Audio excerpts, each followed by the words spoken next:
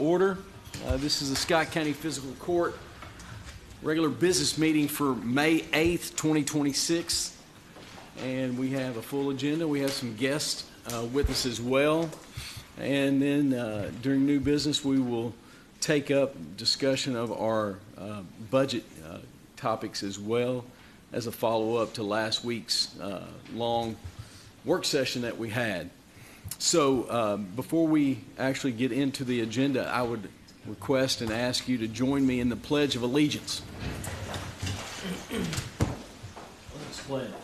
I pledge allegiance to the flag of the United States of America and to the republic for which it stands, one nation, under God, indivisible, with liberty and justice for all. Thank you all.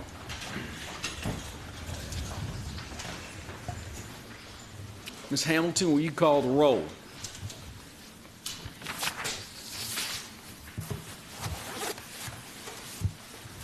Mr. Hostetler, Mr. Jones. Here. Mr. Wallace, Mr. Corman. Present. Mr. Ellison, Mr. Pratt, Here. Mr. Livingston. Here. Mr. Culbertson. Here. Judge Cutting. Present. With that said, let the record reflect that we do have a quorum and can conduct business.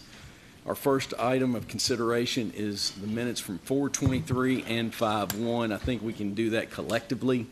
Are there any questions related to those minutes as presented? Motion from Mr. Jones, second from Kelly Corman. Any other questions or comments? All those in favor, please say aye. Aye. Any opposed? Motion passes. Next, the bills and hand checks for your consideration as presented. Questions or comments? Motion from Kelly Corman. Second from Ryan Pratt. Any other questions or comments? All those in favor, please say aye. Aye. Any opposed? Motion passes. We will then let the record reflect that Sheriff Jeremy Nettles submitted fees in the amount of $90,718.94. Let the record reflect that County Clerk Rebecca Johnson submitted fees in the amount of $188,099.48. And that leads us to a presentation on our regional competitiveness plan from Andy Johnson and her team from Commerce Lex. And we have a slide deck to share, and appreciate you all being here and your team, and thank you so much. Thank you for having us, Judge. We appreciate the opportunity to be here today to give you all an update on the Regional Competitiveness Plan, what we accomplished in 2025, where we're headed in 2026, and just to say thank you to the Fiscal Court for your continued investment and support of this effort. Before I jump into this, I want to just acknowledge the team members that are here with me today. Jenna Greathouse leads our economic development at Commerce Lexington and is spearheading that effort of the plan. And then Betsy Dexter is leading our talent initiative for the regional plan as well. So I'll run through this quickly, and then we can, if y'all have any specific questions, they're here to help answer those parts of the plan as well. So next slide, please. Just as a reminder, these are the 3 goals of the plan that the regional leaders determined back in 2022. These are the things that we're monitoring each year to make sure that we're making progress and what were some of the key challenges for the region when we started this initiative. So what we want to see from a success standpoint is, are we increasing jobs across the region? Are we increasing wages, GDP, and our workforce growth rates, particularly with those young professionals? And then are we being intentional about our advocacy in Frankfort and in Washington to make sure that we're getting the right policies and the right investments to help support making the region more competitive for jobs and people? Next slide, please. And this, again, is just a reminder, these were the 7 specific action items that the regional leaders felt like would be mutually beneficial to all communities. These were the gaps that if we worked on these things together, resourced them together, we could all see wins and success from them. As you can see, a big part of this is marketing, the way we tell our story to both job creators and site selectors and to talent. That was an emphasis, a point that we weren't going to do things that would replace what y'all are doing locally, but it could come alongside and further elevate the region if we told our story as a unit. Next slide, please. And so internally with the plan, we divide these things into 3 different buckets. And I think you'll have to click 3 times, but it's talent and workforce, economic development, and public policy. That's the way we divide the 7 action items. So we'll start with the update with talent and workforce. Next slide, please. So what we've been doing here and what we did in 2025 is we just continue to maintain and elevate the new talent attraction website, that digital front door that's geared toward workforce, letting them know with 30 pages of live, work, play content what it would be like to live and work here in the region, and make sure all those resources are in one spot. That website is lookatlex.com. And so in order to get people to look at the website, we are continuing with the paid digital marketing campaign to the warm audiences, to visitors to the region, and to our alumni of the 10 colleges and universities. So we continued that work last year, and we'll show you some results here in a minute. But for 2026, we're going to move into the evaluation phase, where the folks that have shown interest in the region, we're going to try to learn more information about them and then serve them more targeted content through emails or digital ads that are more targeted towards the things that they're interested in, whether that's quality of place or housing or jobs. Just make sure we're getting more information in their hands as they're considering this region. Next slide, please. So the other action items within talent that we're continuing to work on, again, just the coordination with the regional partners, our tourism leaders, our economic development professionals, our HR and business leaders, just to make sure that we're providing them with the right resources as they're recruiting talent. We're working on business and student connections through events like the Synergy Series that launched last year, and we've hosted 2 events where we bring together higher education leaders and key industry leaders to have a conversation about how do we make sure that we're in alignment when it comes to workforce attraction and retention. And then the last component of that is just working on some additional resources. Handshake, Indeed platforms are where we're getting the job and internship information, so just making sure our businesses are doing that in the right way so that it's connecting with the workers and the students. Next slide, please. So these are some of the key performance indicators from last year that we wanted to make you aware of. So since the digital campaign started in October of 2024, through the end of last year, these are the results. So over 20 million impressions overall with the campaign, 7.8 million unique individuals reached, and then over 80,000 people have actually visited the lookatlex.com website, and that's where we're going to be targeting more of that tailored content in the year ahead. Next slide, please. So the second component of the plan is economic development, which Jenna and her team, along with the Bluegrass Alliance partners, and for you all that would be Jack here in Georgetown. What we're doing to help support economic development is, again, maintaining that economic development, the regional economic development website, and the target for that audience are national site selectors, key industry leaders, people that are thinking about how to locate a business in a region. And so the information on there is targeted towards that group of people. It has the property database, your all's properties are listed there, key data on workforce, our competitive advantages, all of the industry target reports, all of that's on that website, and again, it's just meant to be a one-stop shop where that information lives.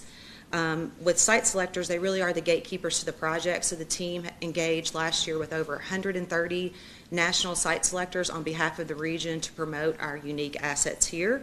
So we continue to do that through one-on-one interactions with them at industry conferences or special events.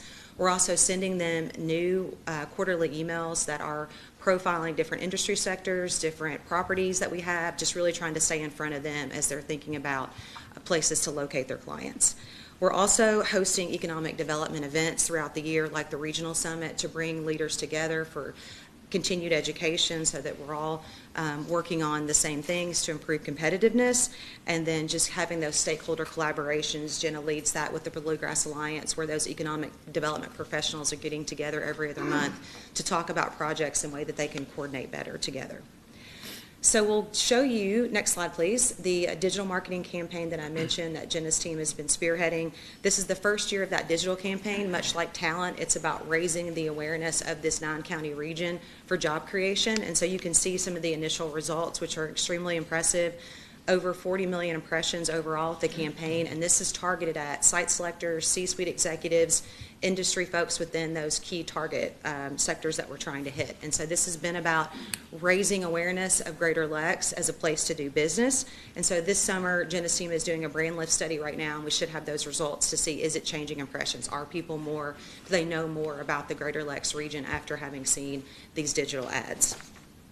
Next slide, please. So one key asset that was created in 2025 are the 9, this video series that's profiling those key industry sectors. And so we've completed advanced manufacturing, biotech, business and professional services, and the food and bev video is in process right now, focusing on bourbon. And so I believe we've got teed up to show you all very quickly the advanced manufacturing video because it does profile Toyota and the BCTC manufacturing facility. Let's see if we can. Saying that we're not just building cars, we're building people. We're here on our Georgetown Scott County campus, and we are very proud of this. It is a facility that you all were a major part of, as well as many of our other industry partners, in helping us in the design of it. This location has been a game changer for us in serving the counties that we work with in this region. What they learn in this building gets us that much further into a lot of the skilled work that we do. So I feel like it's a really good stepping stone for them to learn and to feel comfortable about the culture, but then being able to problem solve and feel good about what they're doing. Our students are stronger because of it. We know that we could take those students and even improve their knowledge and their skill to make it not just a job, but an actual career for them. Workforce is the heart of TMMK, and we are so thankful that BCTC is here to support us. It's making Kentucky stronger. Regional message, and that video will be used in email content. It's on the websites, shared with site selectors. It's just a promotional tool that even you all can access and use here in Scott County as well. So the third component of the plan is our policy advocacy, and just these are the areas that we're focused on with regional leaders, just continuing to figure out ways to be in alignment on issues that really benefit all the communities in the region from a policy perspective that help improve competitiveness and on those investments. And so we also continue to work to expand those relationships, things like what we're doing today to talk with local officials, but then continuing to build relationships with our state delegation and the federal delegation about those key priorities. The way we do that is through some key events like the Greater Lex Day at the Capitol we had this past March. We've got our upcoming DC fly-in in July, and then of course the annual regional summit does have a very strong policy and advocacy component to it as well. Next slide, please. And as a highlight, we wanted to talk a little bit about the regular session just to show you how we're looking at it from a regional perspective. These were some of the key wins that help the 9-county region and really do help with the competitiveness issues. You can see the projects that were in the 2-year road plan that was 100% funded, which is great, over $340 million for the region. The product development initiative that's really helped with site development, that matching grant program, received an additional $50 million that we can continue on. It's helped get 18 projects going in the region to address a key challenge of shovel-ready land, so that was a positive. The Bluegrass Airport received funding for their terminal expansion, which is going to be beneficial for the region. $20 million to the Central Kentucky, the Regional Business Park Partnership that you all have been a leader in. That's fantastic from just, again, getting more land ready to go. And then $5 million for a new talent attraction marketing grant program out of the Cabinet for Economic Development, which we're hopeful that we can apply for to help elevate what we're doing here in Greater Lex with our marketing to talent. So the goal is to tap into that possible allocation. And yes, it is. And then the $20 million that was allocated, $10 million in this year and $10 million in the next year for the Central Kentucky Business Park Authority to expand there in northern Madison County, and we're a big part of that.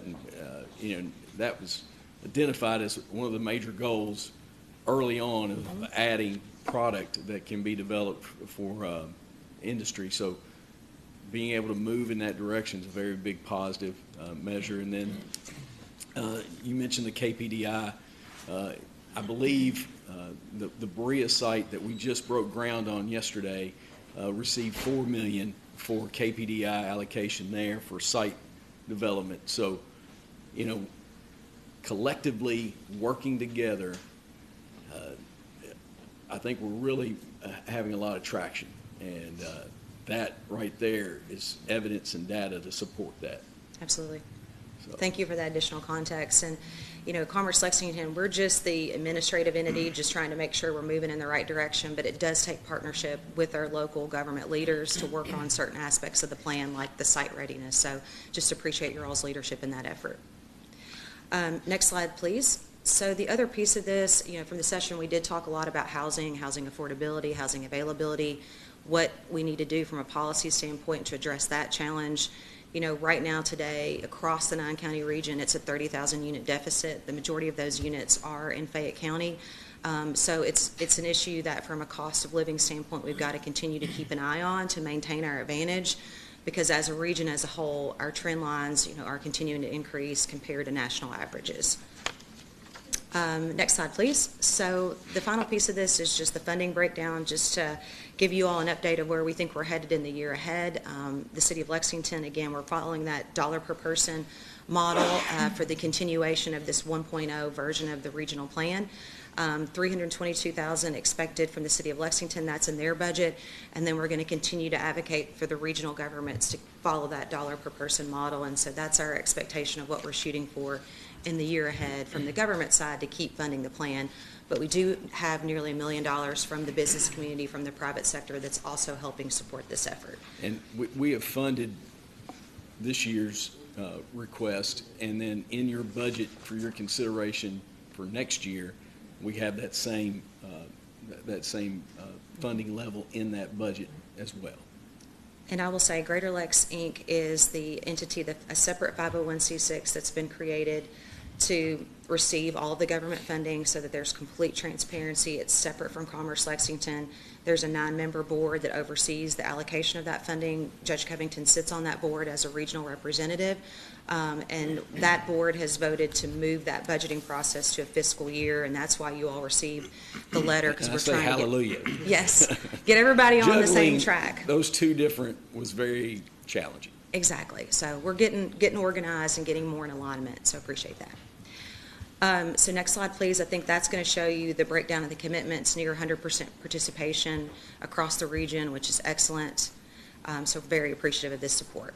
Next slide, please. And so as I'm closing out, something that we presented to the Regional Leadership Council a few months ago, and we want to make our investors, our government investors, aware of this, is we did do a mid-campaign check-in to say, okay, is this working? How are we doing? How do we measure success? And in your packet, there's the full report. But these are the 5 highlights. So as we've moved through the midpoint of this 5-year effort, again, when we started this, I think some of the things that were most alarming to our regional leaders were the fact that our economic momentum as a region was slowing. Population wasn't growing. Our jobs weren't growing. We were below the national average in all these key categories, with the exception of quality of place. So halfway into this campaign, what we're seeing is that the regional economic performance is improving. We're seeing job growth across the region, over 20,000 jobs in the last 5 years. GDP is growing. All of these things that we're looking at, workforce growth, we're all trending above the national average now, so we just need to keep that going. In particular, we're seeing strong growth across those key industry targets where the resources are being invested, particularly in manufacturing, the biotech space, logistics, business and professional services, all the things that we know are growth clusters. We're seeing those opportunities happening, so we just need to keep that momentum. Additionally, workforce is growing across all 9 counties, and what we were really surprised about is in that 20 to 34 age range category, we had the most growth beyond just our retirees. So 7,000 new residents in the last 3 years in that young professional category. So really need to just continue to leverage that.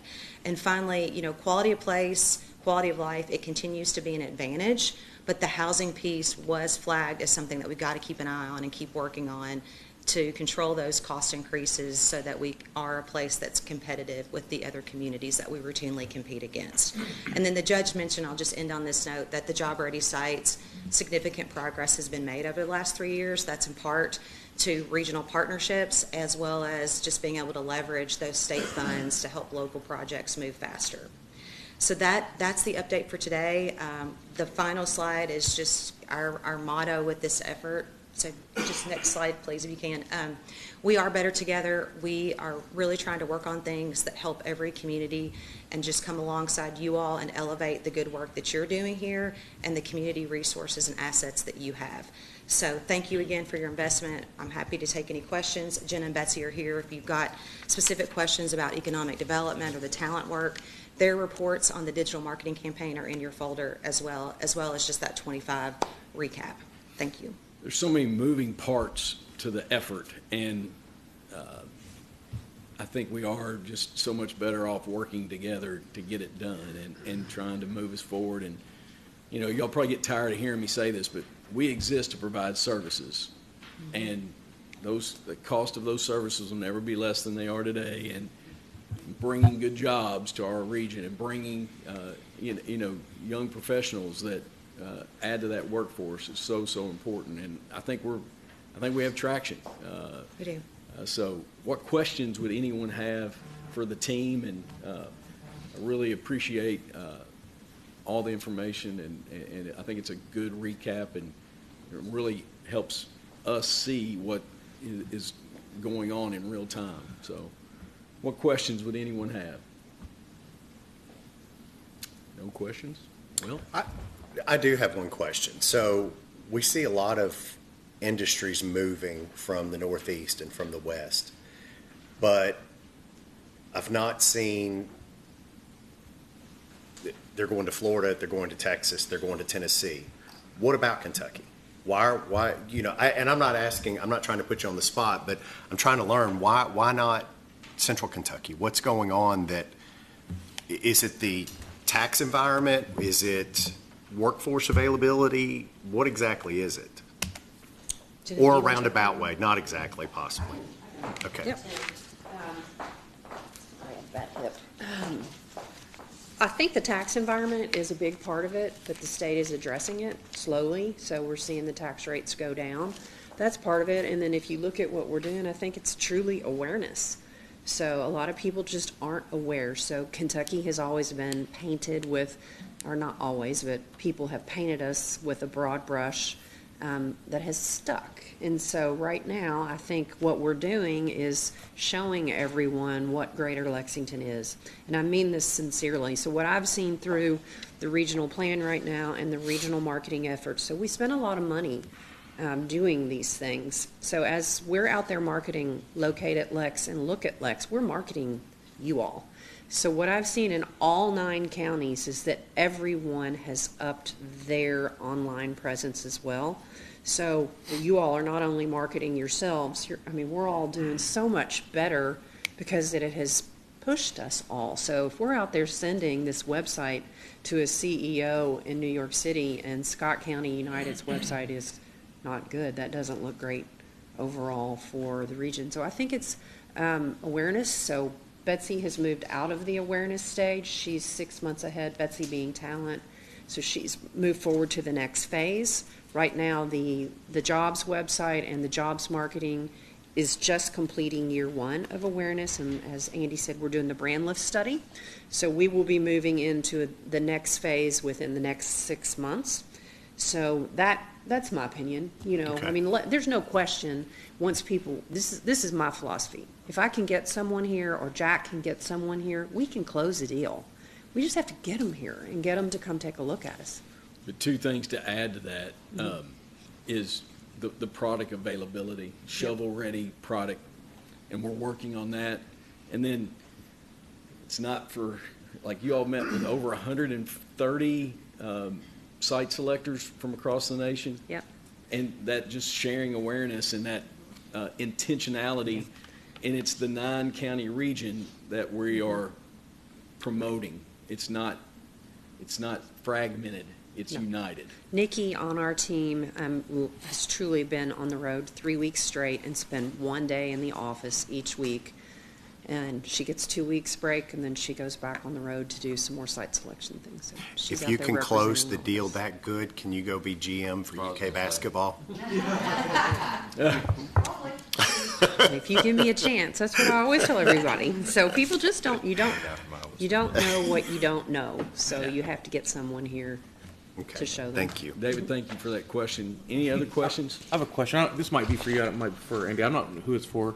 You talked about here the money for the Brea Park expansion. We originally had money from Andy Barr's office. Did we ever get that money? I know we were waiting on it. 2 days ago, we've not received the money, but 2 days ago I received a letter that says congratulations. Okay. So that's still to be added to this. Yes, that $2 million allocation, literally 2 days ago, we received, and the letter was essentially to say you will be getting more information about onboarding, is what they call it, to go through the process to receive the funds. So that's not in that picture, but that's a good point. And the federal wheels turn slow. Any other questions? Thank you all. Thank you. Hey, I just Appreciate want it. to say something real quick. Congrats on the park yesterday and all the work that all the communities did to get that done. So we're very excited to have another piece Big of deal. property to market. It's a big deal. So that's 180 acres that will be, shovel ready, and these funds will help with that. And then, the state allocation moved to February of 27. That's when that 725 acres, that acquisition will take place through the Central Kentucky Business Park Authority, and then the process of trying to get that shovel ready, marketing and that. And I'm sure that your team, knowing that we have that, can share that information as well. That's what we do, and that's a deep breath, aside for us. So it's hard to market your communities if you don't have anything to market. Yeah. But 725 acres, just very near the Fayette County line, right off I-75. Y'all have heard me talk about the stats, the commuter stats. 18,000 people come into Scott County every day to work from other counties. 80 counties from all across the state go to work at Toyota. We send out 17,000 individuals to work in surrounding counties across the state. And there's about 3,500 people at Toyota that are working, that are from Scott County, live in Scott County and work there. It's just the commuter picture really gives you data that shows that we are a regional economy. So appreciate you all. We'll move on now to number 7, Resolution 2604, Road Aid Cooperative Program Agreement. This is for $992,401.81. The reality of this is, and Stacy, you and I talked about this, this is about $200,000 and some change less than last year's. Just want to make sure everybody understands that. And that is just the reality of it. So we will navigate that. And what questions or comments would anyone have related to this proposed agreement? Do we have to read anything? Just the resolution? All right, Resolution 2604, Fiscal Court of Scott County. Resolution adopting and approving the execution of County Road Aid Cooperation Program contract between the Fiscal Court and the Commonwealth of Kentucky Transportation Cabinet, Department of Rural and Municipal Aid for the fiscal year beginning July 1st, 2026, as provided in the Kentucky Revised Statutes, accepting all roads and streets referred to therein as being a part of the county road system. Be it resolved by the Fiscal Court that the Fiscal Court does hereby accept all roads and streets referred to in said contract as being a part of the county road system, and the Fiscal Court does hereby ratify and adopt all statements, representations, warranties, covenants, and agreements contained in said contract, and does hereby accept said contract, and by such acceptance agrees to all the terms and conditions therein stated, and the judge executive of the county is hereby authorized and directed to sign said contract as set forth on behalf of the Fiscal Court of Scott County. And it looks like it would go on, but it just doesn't. So that's the end of the resolution. Questions or comments? Would there be a motion to approve this resolution? Motion from David Livingston, second from Rob Jones. Any other questions or comments? All those in favor, please say aye. Aye. Any opposed? Motion passes. Number 8 is a Todd Johnson Contracting bridge project change order, and as I shared by email, this existed before our last meeting, and it is for mass concrete needed to fill what was described as a mud seam hole and raise the foundation rock elevation to grade at abutment 1. And this is for the cost of the mass concrete per KYTC specs. So that $15,700 is what this is being accounted for. JR, we had conversations about this. Do you have any comment about it? And then HMB did a site check and verified all the information related. We had to do it to keep the project moving and Yeah. avoid further delays, so. Yeah. Questions or comments, and would there be a motion? Motion from Kelly Corman. Second from David Livingston. Thank you. Any other questions or comments? All those in favor, please say aye. Any opposed? Motion passes.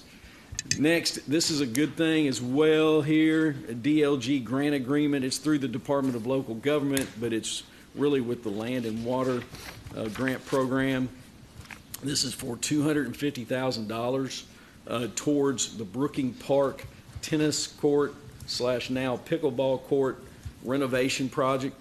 And this will help pay for those improvements there. Land and Water grant agreement requirements already exist at Brooking Park, so we're not adding any other restrictions.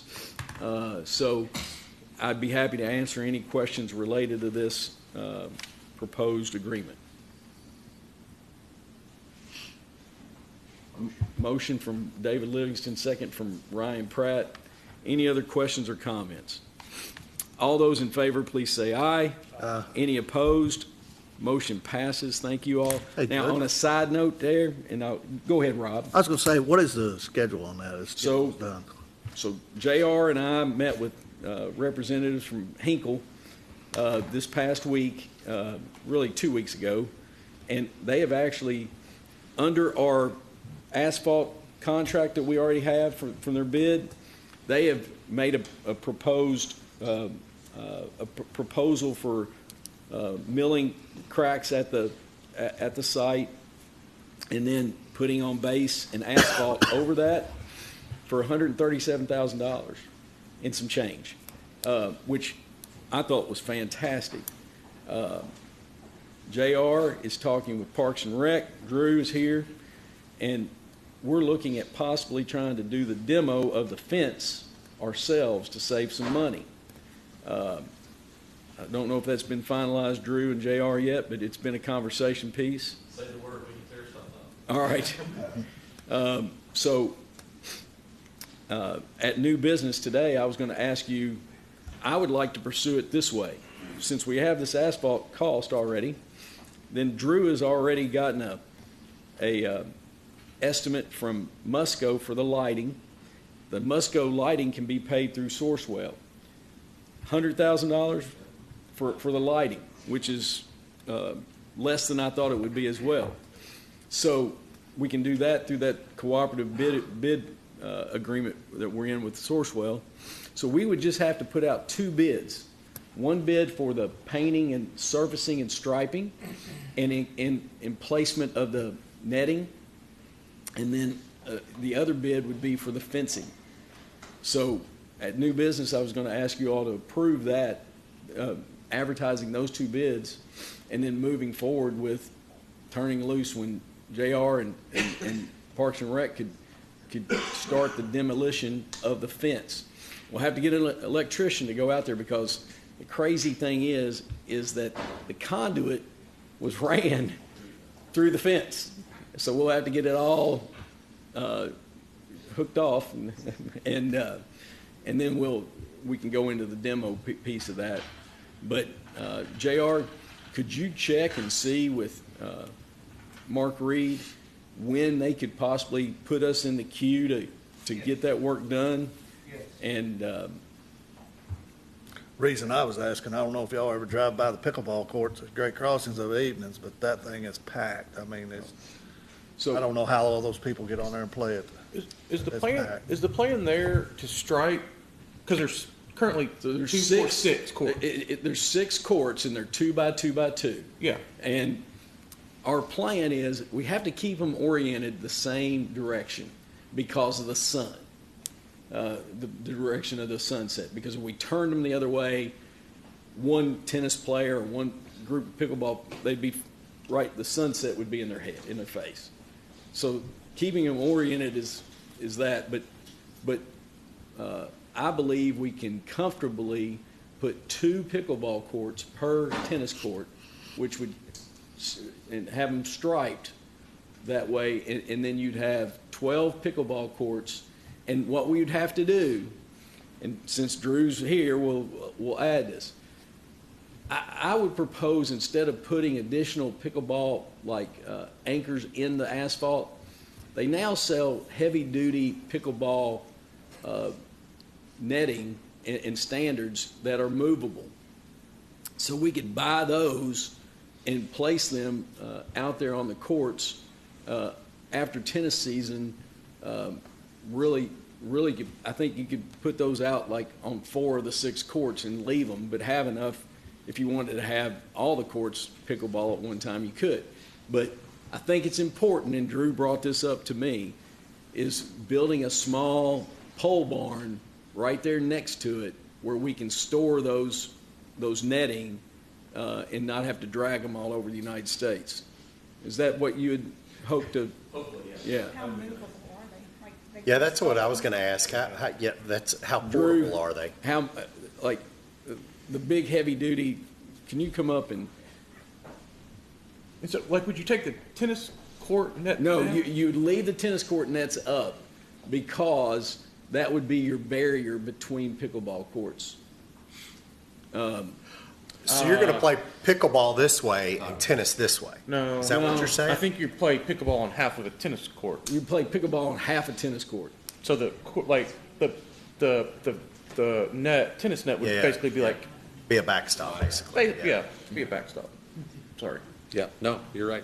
They're heavy duty, I guess, but they're usually on wheels too, so easy to move around. But yeah, just hoping. I don't have anywhere close there to keep them, so that's why we had talked about a storage building. What about the building that's there beside the tractor pull track at the end, locked, it's where the concession stand is? I'm Yeah. going to say that. I mean, like permanently, we could keep stuff there, but that's not as close as you think to those courts. I mean, I would, and we're talking about like a 20 by 20. like you'd have in your backyard, honestly, like a storage shed. Just kinda a thing. shed, and maybe not even that big. And Yeah, that would be nice. So is the thought, right, like if I want to go play tennis and David and his, people, Hoodlum friends. elderly friends are done playing pickleball, I would roll the pickleball Yeah. netting off, Off to the side. and then I would play tennis, and then if he's there, he would roll them back on. Correct. When's the last time you played tennis? Never, I mean, high school. and Stacy mentions, probably need to put a camera on it. We probably need a camera at Great Crossing as well. I mean, That might what be the Rob most talks expensive about, thing. like that place, I am so happy. It has became a gathering place for our young people. And David, you've seen it firsthand.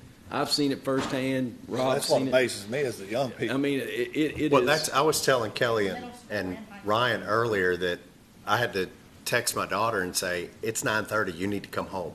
And she's like, Dad, we're in the championship. Because they're out there they're doing brackets out there. Yeah. It's crazy. They're doing their having own little tournaments. tournaments. It's 9:30. But Do you know where your child is? And we get the emails that we need more pickleball courts. So here's your answer. We're getting ready to add. I didn't know what a pickleball was until Judge mentioned it in court. I do agree kind of with what Stacy said. If you're going to have movable pickleball nets, I would definitely put a camera out there. That's There, also, I don't know if anybody saw it yesterday. I was telling them that KHSAA is going to recognize it as an official sport next year. So I think it's a spring sport too. Yeah. I think fall. Is it fall? I think. Okay, flag football might be spring because they're going to do I think flag for football is girls. spring to get away from football, soccer. now. Will KHSAA have any crazy rules? That like, hey, you can't play pickleball on a tennis court. Yeah, so we've looked into that, and they're good with lines on both. Okay. Or, sorry, both lines on You could one. play pickleball on a tennis court. Correct. Okay. So But I don't think you can play. Can you play tennis? KHSAA tennis if it's lined for pickleball? I hope so, because we're about to can't. do it. Yeah. Well, no, but they use Great Crossing for that. But Scott County High School, Are they Scott using County it High still? School will play their matches at Brooking Park. Yep. But the way this will be marked will not interfere with the tennis. It'll be dual purpose. And we're going to get the question, why don't you do that out at Great Crossing? And the answer is, we got a tennis grant from USTA, so we can't stripe it for any other thing, or we'd have to pay that grant back. Well, That's my understanding. That's why we built, and that's true, I believe, that's factual. But that's why we built the additional. Right, but that standalone. question's going Yeah. to come up inevitably. Yeah.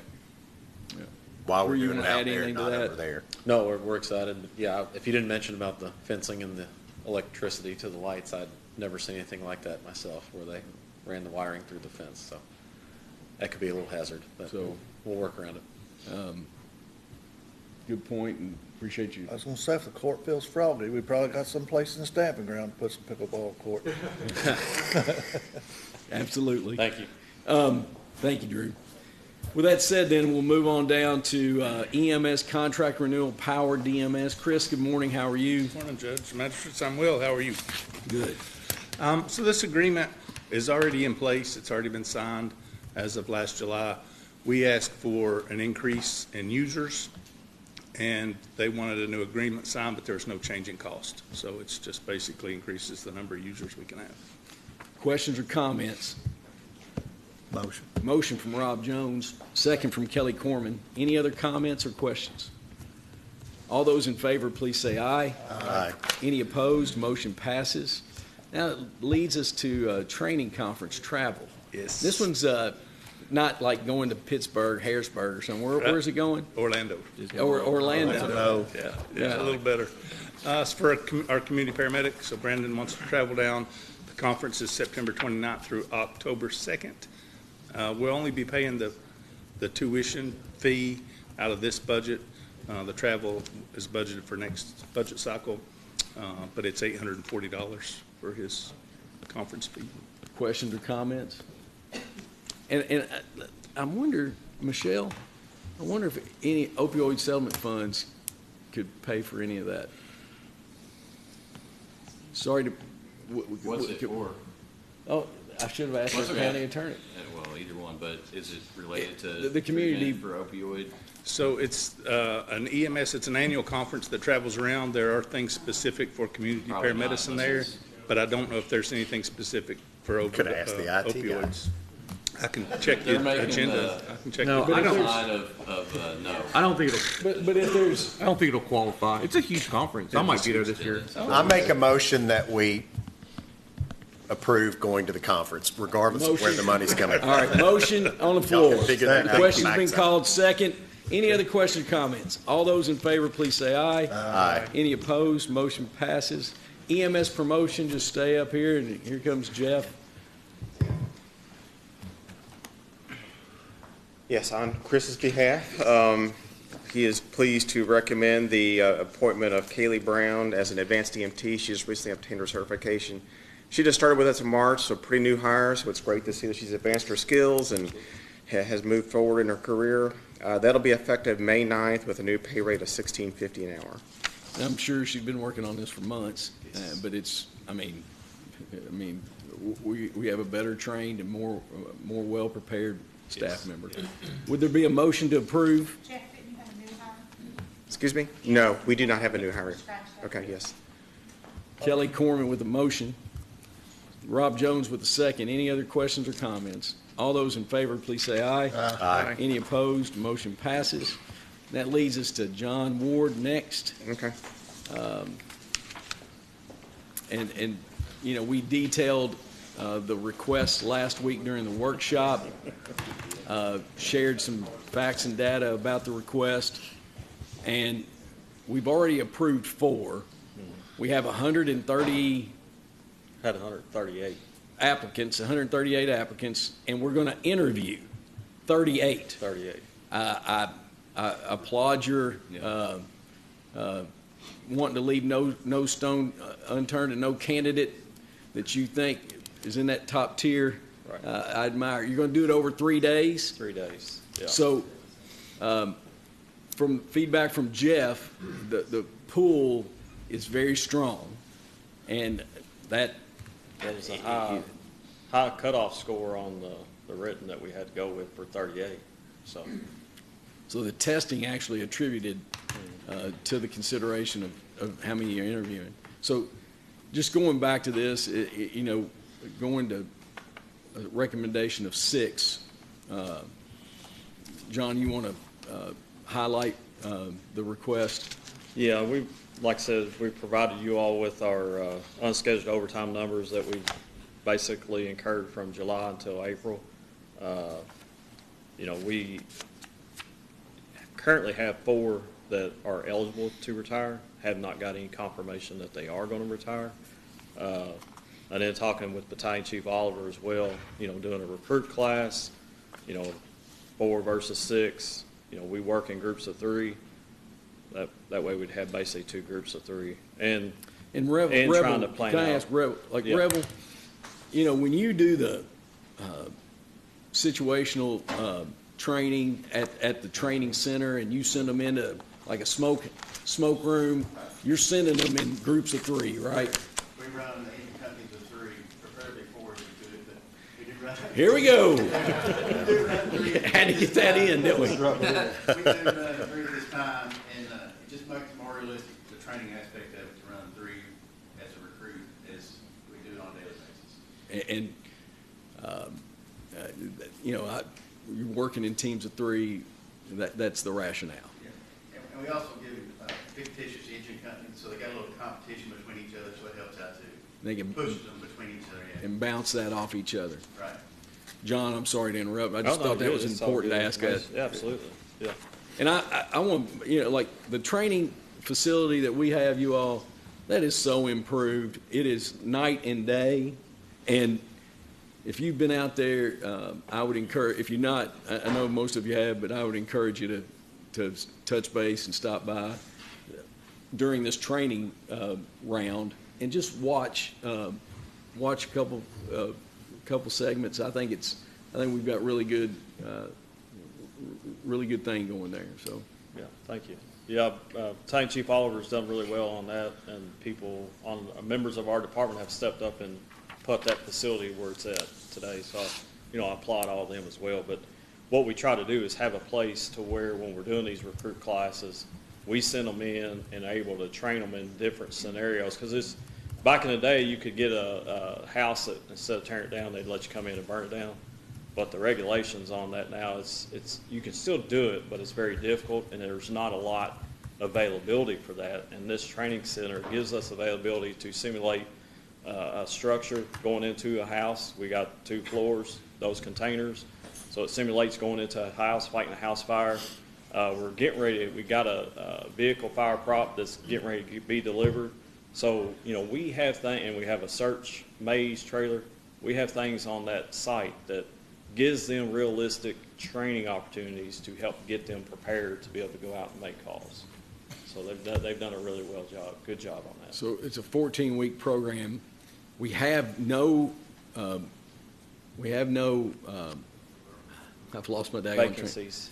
We have no vacancies right now. Right. And we have exhausted the provisionals. The provisional hires. We've exhausted the provisional hires. Yes. So, once these individuals go through the process, they would be filling any holes and vacancies that on shifts and such. So, and the way our staffing model, like I said, laid that out in the email as well, the way it works is currently full staff, we're at 17 per day, which gives us 1 extra person, if somebody's sick, vacation, whatever, to move around. So this is just going to further help that to give us more people to move around as you have sick, vacation time, or whatever it is, leave time.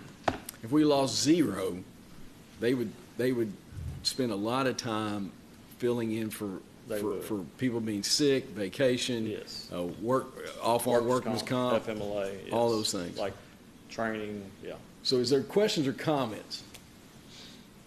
I make a motion. motion to go to 6. Is there a second? Second. Second from Kelly Corman. Questions or comments? This All is those- included in next year's budget? The extra 2 is not, correct, Michelle? So we'd have to adjust. Okay.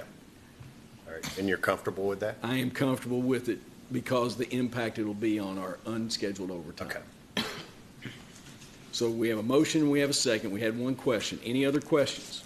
All those in favor, please say aye. Aye. Any opposed? Motion is passed. Hey, It's all on you now, Rebel. Hey, Judge. John, Yes, sir. while y'all are up there, did y'all just complete your training on the large animal rescue? We did. Which I think is a great asset to our community for our farmers. Because years ago, y'all didn't have that, and I did lose a horse. I got trapped in mud and We couldn't had, get her out. But what was it, a couple years ago, we sent a core group of individuals to up Kentucky Horse Park and, Horse Park does a thing through Four Hooves, which is a lot of Haggard, Horse Park, a lot of vets around the area. They put on a really good class. We had, like the chief said, a core group go up there and actually brought that training back, and we just did it in the parking lot. yeah, those individuals came back and we basically did it for all Appreciate y'all 3 doing shifts. that. Yeah. And, I think that's a great asset. I'm glad you brought that up, Rob, because there was a little story snippet on it and Yeah. then a post on social media. Yeah. Appreciate that very much. We appreciate you All all. right, Thank you. Sherry and Jeff, we have animal control promotion. Sherry, how are you? I'm good. How are things at the animal care and Busy. control? Too busy. No, I appreciate all y'all do, and Business. I know you're busy. Yeah, so many coming in. Yeah. Probably about 100 a month right now, but it will increase, of course. So About 100, and that's animals and, I mean, that's cats that's and dogs. Dogs and cats, mostly dogs we're seeing right now. Yeah. How many do you have going out a month? Well, probably 80% of that. So, And you know, I'll say this, you all are always posting about rescue groups and We then do. also always posting about just adoption opportunities and highlighting individual animals. right, And then you're doing your Saturday hours. we are. That's added, not every Saturday, but you post those Every as other, well. yeah. Every other Saturday, we're doing Saturday hours now. So, appreciate the job y'all do. Y'all do it, in the background and, but I appreciate the Thank you. care that you all give. And while she's up here, go ahead and we'll talk about the promotion and I'll Okay. talk about one other thing. All right, good deal. Yes, Sherry and I earlier this week had the good fortune of being able to interview 3 internal candidates for the senior animal control officer position. And I must say, we're very lucky that we had 3 really good internal people really did. to talk to. And that's always tough in these situations. You only get to hire one person, and you have to tell 2 that you didn't get it, unfortunately, but that's the way it goes. So the person that Sherry's very pleased to recommend, and you saw the justification for her recommendation, is Nicole Folkrod. And she will become the new senior animal control officer with your approval. The new pay rate will be $24.26 an hour, and it'll be effective May 9th. So I present that recommendation to you. Questions or comments? Motion from David Livingston. Second. Second from Kelly Corman. Any other questions or comments? All those in favor, please say aye. Any opposed? Motion passes. And just while you're here, you know, Animal Care Control they do not, their budget requests are pretty much real tight and really similar to last year, but you do have a vehicle request that's been We do. recommended. It's replacing, Replacing a 2011 right, truck. and that's- JR has given the thumbs up as well. It's on its last leg, yes. So I just wanted, while Sherry was here, if anybody had a question, but that has been recommended in the budget. Yes, we would appreciate a new And, vehicle. and I know that the other thing that impacts your all's department a lot is you're still navigating through a case with several horses that, We are. and that, We're supposed to go to court towards the end of this month. We've had them a little over a year, and I mean, our hands, you know, like we've not really had any choice but to keep them and Right. take care of them, and I know you all Right. have. But the hope is that you navigate through this court case, and then, that is. We have a navigated. rescue lined up that will take them and find homes for them, so hopefully we win the case, Yeah. and that will happen. All So, right. Thank you. all right, thank you all. With that said, then, I'm going to move down to Order 2601, Windstream, Kentucky East, and that's just essentially from the bid process that we put out. We had one bid that was submitted from Windstream, and you have the order. Questions before Cam reads the order. No, it's non-exclusive, right? So somebody else. Right. Correct. All right. Order 2601, an order awarding a non-exclusive franchise for a term of 10 years for a telecommunications system within the confines of Scott County, Kentucky, to Windstream Kentucky East LLC. Whereas by ordinance number 2602, Scott County, Kentucky created a 10-year non-exclusive franchise for a telecommunications system within the confines of the county. And whereas county offered at bid a non-exclusive telecommunications franchise pursuant to ordinance number 2602, and whereas after publication of said advertisement, county received a bid from Windstream Kentucky East LLC, or Windstream.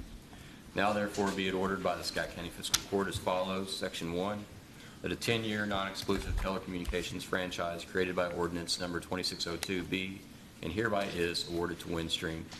Section 2, all prior ordinances or orders or parts thereof in conflict herewith are to the extent of such conflict hereby repealed. Section 3, that the judge executive is hereby authorized to sign the franchise agreement which memorializes the award by county to Windstream of said franchise upon or subject to the terms and conditions reflected in ordinance number 2602 in this order. Section 4, that the statements set forth in the preamble to this order are hereby incorporated in this order by reference. Same as if set forth at length herein. Section 5, that if any section, sentence, clause, or phrase of this order is held to be unconstitutional or otherwise invalid, such infirmity shall not affect the validity of the remainder of the order. Section 6, this order shall be effective on the date of its passage. Questions or comments? Would there be a motion? Motion from Ryan Pratt. Second from Rob Jones. Any other questions or comments? All those in favor, please say aye. Any opposed? Motion passes. That leads me to 15, Airport Board Joint Appointment Recommendation. I shared applicants via email and then some information related to the vacancy. And Mayor Jenkins and Steve Woodrum, who is the chair of the Airport Board, would like to recommend Mike Nemeth. And I have also had an opportunity to have a phone conversation with Mike Nemeth, and he brings a wealth of experience in the business world. He is also a pilot and lives out off of Carrick Pike near the airport, and has been a long time tenant there at the airport, and just brings a wealth of experience, and also served on several other boards. We had 3 other applicants and had good applicants, but would like to present that name to you all. Questions or comments? I'll recommend Mike Newman. So we have a motion. Second from David Livingston. Any other questions or comments? All those in favor, please say aye. Any opposed? Thank you all. That leads us to SRO agreement, MOU. I shared the current standing agreement that we have, and then I shared the proposed amended agreement as well, and also shared an executive summary of those changes, and really and truthfully, very similar agreement. However, it's beneficial to us. And Mr. Betson, how are you? Would you like to come up and make any comments? This agreement allows for us to do some additional requests for reimbursement on equipment and upfront costs, also on mileage per year. Anything else you want to highlight? No, I think it sufficient for everything we do. It includes the training time for when the SROs attend SRO 1, 2, or 3, or their mandated state training each year. It gives money for equipment if we were to hire a new SRO, replace an SRO, and then maintenance of equipment each year, as well as a portion of their salary. So. And it spells out the locations, and I think it's very beneficial to the county. I agree. I talked with, or messaged with Sheriff Nettles. He was fine with it. The only thing I saw it also, like, it talks about transporting children, and it talks about, or I should say students. Like, right, if they've been arrested or something like that. But then it also says if they've been disciplined and they have to go home. Like, that to me, like, I don't know that you all should be getting involved in disciplinary We're not disciplining them in that situation as much as but that's maybe what their parent MOU can't says, transport them home. Yes, but MOU says that if they can't get a ride home or their parents refuse to come pick them up for a disciplined action, that you all will take them home. But we're not disciplining them in that situation. We're just giving them a ride to a place where if they were suspended from school, their parents at work, they can't be there, grandma doesn't have a car or something like that. That's what that No, I'm with you. It's just, but you are then getting involved in a disciplinary action. That's not really, I mean, that's my view. I don't necessarily that's the only thing feel I that saw. way. I understand what you're saying, but Happens with any frequency? no, Not it's, really. I think in the last school year, we might have had once or twice that this has occurred, but it does occur. So it says, if the student's parents or legal guardians has refused or unable to pick up the student within a reasonable time period, and the student is disruptive and/or disorderly, and the student's continued presence at the school or in the campus is a threat to the safety and welfare of other students, the SRO shall not transport any students in their personal vehicles. The SRO shall notify the supervisor at Scott County Sheriff's Office and the principal of their assigned school. There's a lot of caveats in it. Yeah, usually there's been communication with a guardian as well that, hey, this is what's going on, and they're usually accepting of it if they can't themselves come and get their child. That was my only question / thought. But I can tell you this, if you've got a student and a parent, from my years of experience, if you have a student and the parent that's being disruptive, and the parent won't come and get them or can't come and get them, if the SRO can safely transport them, and it just is the best thing for the student to separate them from the source of their angst, and then it's the best thing for the rest of the school.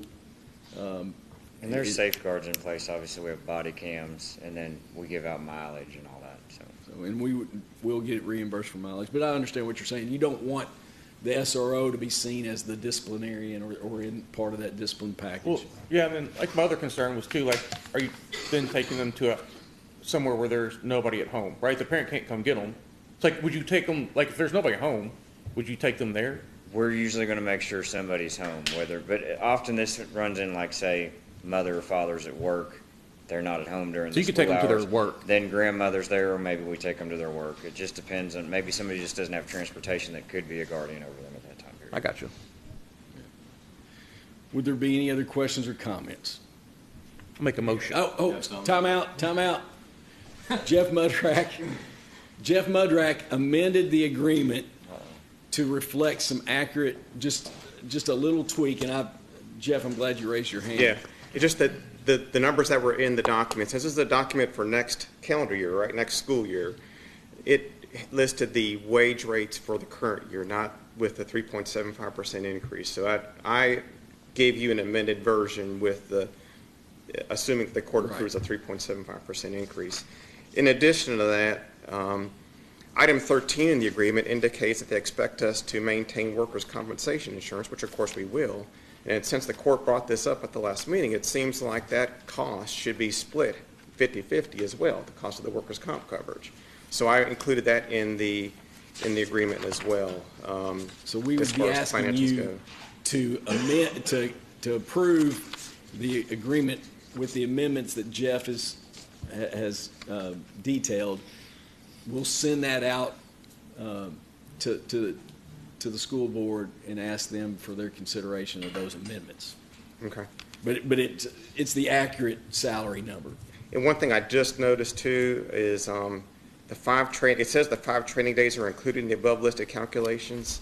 Well, if this agreement's based upon is it 185 school days in a year that they actually have to work? Is that correct? I think that's correct. Okay, so then it does not, those numbers do not include the 5 training days, so I need to probably put that All right. into the agreement as well. Do you know if the school board's approved this already? or They have we still not. Okay. They have not. So we'll do that and send it to them. Okay. That's all I wanted to share. All right. So would there be a motion to approve this amended agreement as described? Motion from Ryan Pratt. Second from Kelly Corman. Any other questions or comments? All those in favor, please say aye. Aye. Any opposed? Motion passes. Now, this next item, I need to pass these down to you. Dwayne had sent an email earlier. Dwayne and I have been working on this, and Dwayne's wanting to try to help move this along. All this would be is an agreement between the Scott County Fiscal Court and a corporation or company called Energy Tax Savers. And this is the scope of work of what they do, and then their fee matrix. Essentially, they help fill out all the application and navigate a reimbursement of 30% on a federal reimbursement of 30% of the geothermal costs for the Lexus Way station and for the sheriff's office station. And if you look down at the bottom, you know, if the cost is below $2 million, your fee is a minimum of $8,000 plus the .006 in the amount over $1.3 million, $333,000. So that's how their fee is. And they also go through all the invoices and help determine what we can make requests for. So we were trying to get an agreement and have not been able to get a written agreement. What I would ask you all is for approval to authorize myself and Cam to move forward. Agreement or application? It's an agreement it would be an agreement with Energy Tax Savers for them to file the application on our behalf. But if you want to hold on this, it's fine, but we were trying to move this along, and Dwayne is assisting on the process. I don't see a downside. There is no downside. Is there a financial to it? Yeah, I mean, I think the downside is you lose the fee plus the, but Dwayne does this, so I mean, I don't know. I don't think you lose it. I mean, you're gonna get a savings in taxpayer, right? They have the expertise to navigate the application and all the submission of all the required data and information related to it, and this is what they do. They do these, this is what they do. So there's a fee, yes. I guess you're saying you can pay the $8,000 and us not get anything, correct? I don't know. No, I mean, you have to, if they do all this work and we don't get any reimbursement from the federal government, I got what you're saying. Yeah, I guess there's still that fee. But we're going to qualify because we have expended the funds for the geothermal that qualifies at the Lexus Way Station and the sheriff's office. But we just don't know how much the fees would be. Well, really, they haven't been able to, because of the scale they're working on. They haven't gotten a exact dollar amount on what we can submit, because they have to go through the invoices. I got you. And see what we qualify under the standards. So if it cost over $2 million, if the geothermal combined for the Lexus Way Station and the sheriff's office station was over it was just say $2 million, then we're going to pay around $12,000 minimum, and then that .000825 of the amount over $2 million. So it's just a it's a set price. Fees minimal for what we can get back, though. Yes, we're going to get a considerable amount back because those geothermals were expensive. Yeah, and they put it all together. I think it's worth the risk. I make a motion. Motion, second. And we'll send this out before we exercise, before Cam and I sign it and send it off. So we have a motion, we have a second. Any other questions or comments? All those in favor, please say aye. Aye. Any opposed? Motion passes. Then Candace Whitehouse is here with us. ESG grant application with some, got some additional data to share. And Yes. you've I got have my it. slides today. So hopefully this will be easier to take in. We are wanting to apply for the ESG grant again. This will be our third round. And it is a little bit confusing how the grant timelines work and the matching works, so hopefully the slides will help lay that out. But to refresh your memory, the ESG, the Emergency Solutions Grant, funds two different programs. So we can go to the next slide. A portion of those funds go towards our our termed emergency shelter. We a lot of times in our community call it the low barrier shelter. This is in partnership with the Gathering Place. Heather is here. Since we got this funding July 1st, 2024, we have served 323 clients. That is unduplicated. And How many again? 323? 323.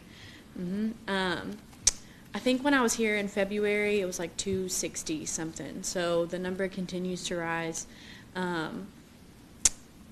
And I thought I changed that slide, but it was helpful during the dangerous weather, but more recently, Heather has reported that her numbers are continuing to stay full, even with the nicer, milder temperatures outside. And so that funding helps her to be able to have more openings and more beds and provide more services at the Gathering Place. 24/7, which I know I've talked about before, but is unique for our community. A lot of times these low barrier shelters will displace folks during the day, and that can cause some stress on a community when people don't have anywhere to go. But Heather and her staff work really hard to have services for folks 24/7, so that way they have a place to be, a place to have support, a place to seek resources, and it just is a really big service to our community. If you go to the next slide, the other program that is funded through the ESG grant is our rapid rehousing, and so really quick again, that is a program whose goal is to get folks from being literally unhoused into housing. And we can do that on an ongoing basis, or we can provide move-in assistance. The ongoing, we have 8 households right now that are on our ongoing rapid rehousing program, meaning that we will, for at least 12 months, assist in paying their rent. Some of them we pay the whole rent, some of them we pay a portion, just depending on their income and situation. And then we reevaluate them every year. And the goal for them is to be able to find housing that they can sustain on their own, so we don't want them to stay on our rapid rehousing program. Are there qualifications for that, to stay on for an extended period of time, that they must be working or no, there is actively seeking there's employment? not. So this is housing first model, so there are not a lot of standards they have to meet. A lot of the folks we're serving honestly can't work. They're on disability or elderly. Are we doing anything to try to help them, like with Georgetown Housing Authority? Yes, so the goal of rapid rehousing is to move them into housing that they can sustain. And so one of the things they have to provide is proof that they are on housing lists, like income-based waiting lists or the Housing Authority or Section 8 waiting lists. And so the goal is for us to move them off of rapid rehousing so that way we can assist other households. Yes. Yes. Now, I'll give you an example. Like my office, Karen gave me a message 3 days ago, 2 days ago, for a lady that needed some help, and she called. I called her back and had a conversation. Single lady facing eviction today, had a disabled son, had some health issues, and I was very thankful that I could call Candace and say, Candace, I don't know what you can do, but can you call and see if any of the services that you provide could possibly help? And so we had that conversation. That's just an example, and that happens more than you think it does. And I don't want to put you on the spot, but that's an example of this rapid rehousing could possibly help. Yes, and yes, and that is the whole goal of rapid rehousing is to. There are other programs that target other folks in different scenarios, but this one is from unhoused to housed. And so, like I said, we have 8 households that are being provided by our ongoing program, but then since our grant has started, we have moved 20 households in with move-in assistance. So that is just to help them get over that initial cost of finding housing. They have an income that can sustain them, but they are in a situation where they cannot save up for security deposit, first month's rent, utility deposits, and that big chunk that it takes to move into housing. And so that move-in assistance helps them get over that hump, and then they can sustain the housing on their own. We have moved 20 households in our community in using that program, which we are, and that helps empty out some spaces at the gathering place, and it just all is connected. So 40 clients total with those programs since we started this grant July 1st of 2024. If you'll go to the next slide. So as we, I'm here today because we want to apply for a third round, and I continue to bring this exhibit because this is our breakdown of match. So I don't know if you can see, yeah, you can see them a little better on there. But that's the breakdown of how the match works out with the rapid rehousing program on the left and the emergency shelter program on the right. Now, the $9,000 on the right is through the EMA budget. Yes. Just wanted to make sure everybody knew that. Yes. So we Is there got. a specific reason why it's through the EMA budget? It was because you all were already putting that money in for the low barrier shelter, and so we didn't want to add. So we just used the money that you all were already putting into this program. That helps with the billing for the city also. Yeah.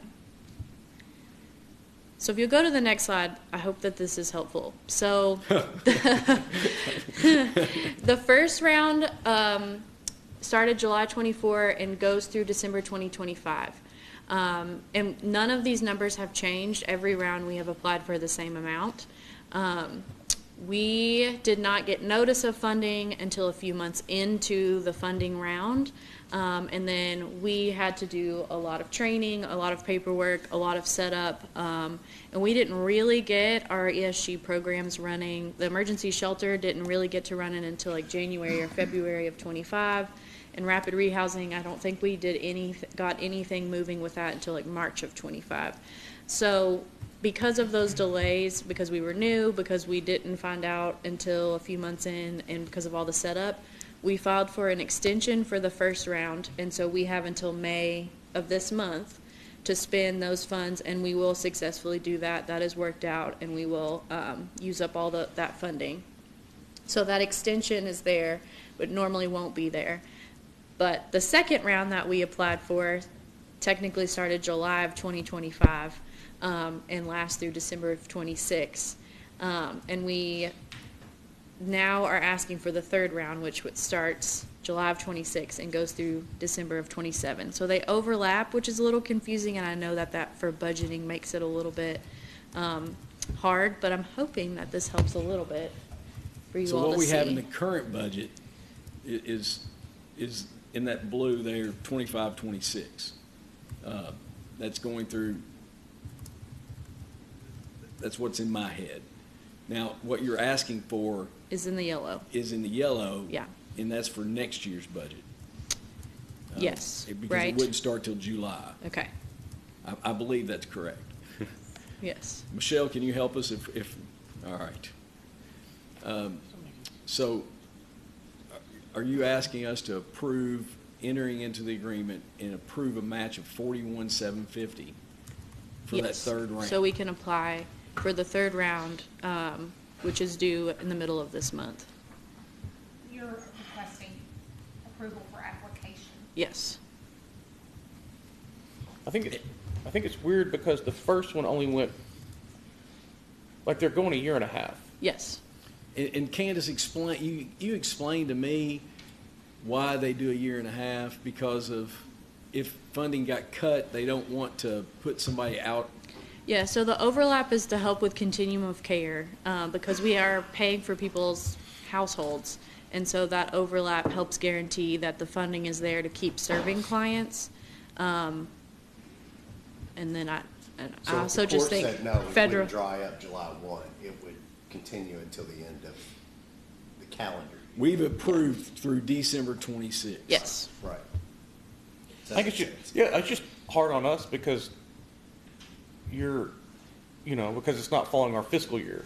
Yeah. So it's a very, like this goes through, if we approve this one, it'll go through December of 2027, but we will have approved 2027, 2028 fiscal year in July No, before but it she'll ends. come back, she would come back. Yeah, I'll have to come back. She would come back in May to approve for the 27, 28 grant, correct? 27, 29 grant.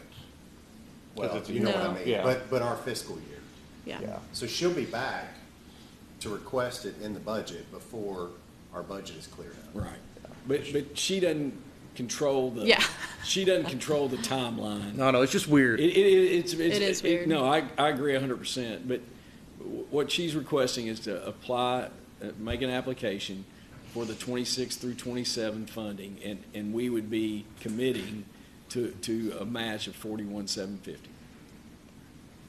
Yes. Actually, 50,750, because we fund EMA as well, correct? Yes. Yes. But that's Is already- the city funding this also? Yes, Oh, they yes. also So- put in, if you go back to the last slide, you'll see that they also have the 9,000 through EMA. Okay. But the 41,750, is that just us or is it? It's the city's matching 41,750. We're matching 41,750, but we already have 9,000 in the budget. That was already there previous to this grant. You all were doing that for low barrier shelter. In totality, you're correct. Yeah. But she's asking to apply, Mm-hmm. and we're going to approve that 41,750 match. Would there be a motion or any other questions? How much is the total grant? How much would the total grant be? That federal, it's almost 100, so it's 68 plus 30. Well, 31. So it's that basically top dollar line. for dollar almost. Mm-hmm. Okay. Kelly, On the rapid rehousing, do we verify that these people are Scott County residents?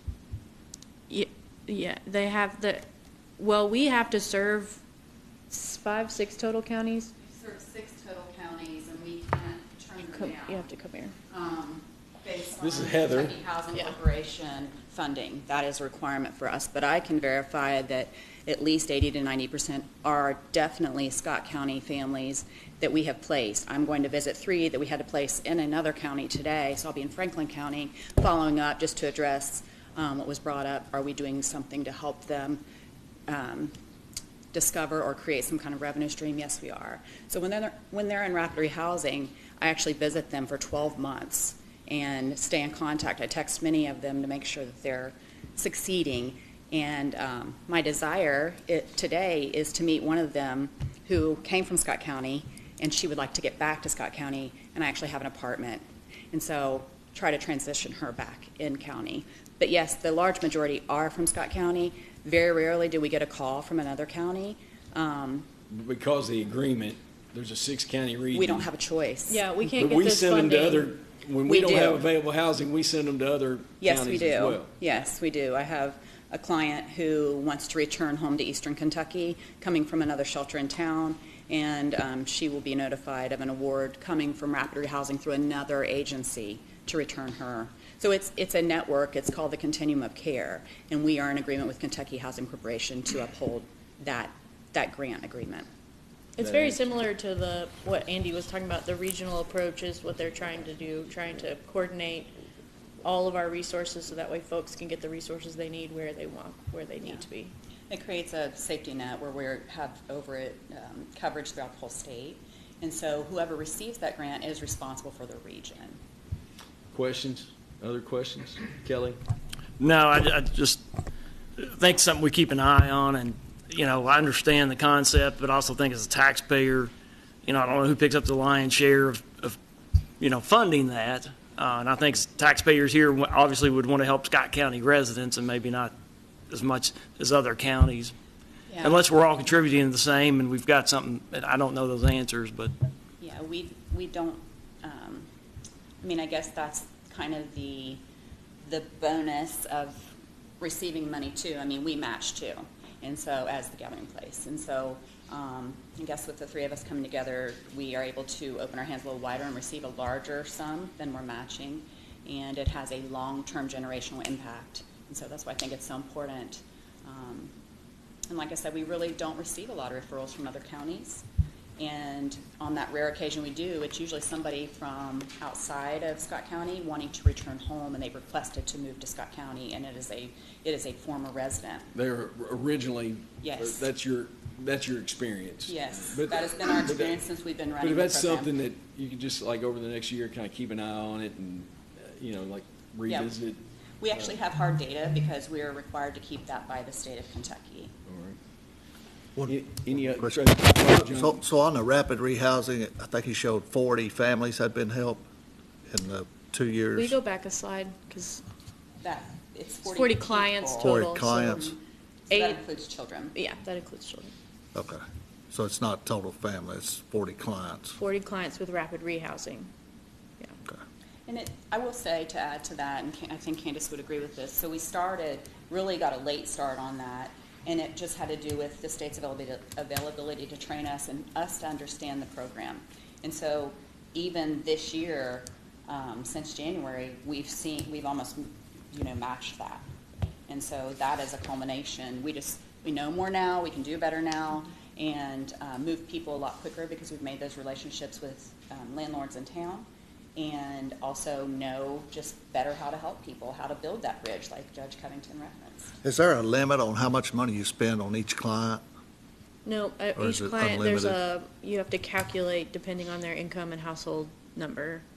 And a rent reasonableness. Yes. So we don't just pay anything that they ask. We have to have 4 comps, just like a realtor, but it has to be a reasonable rent.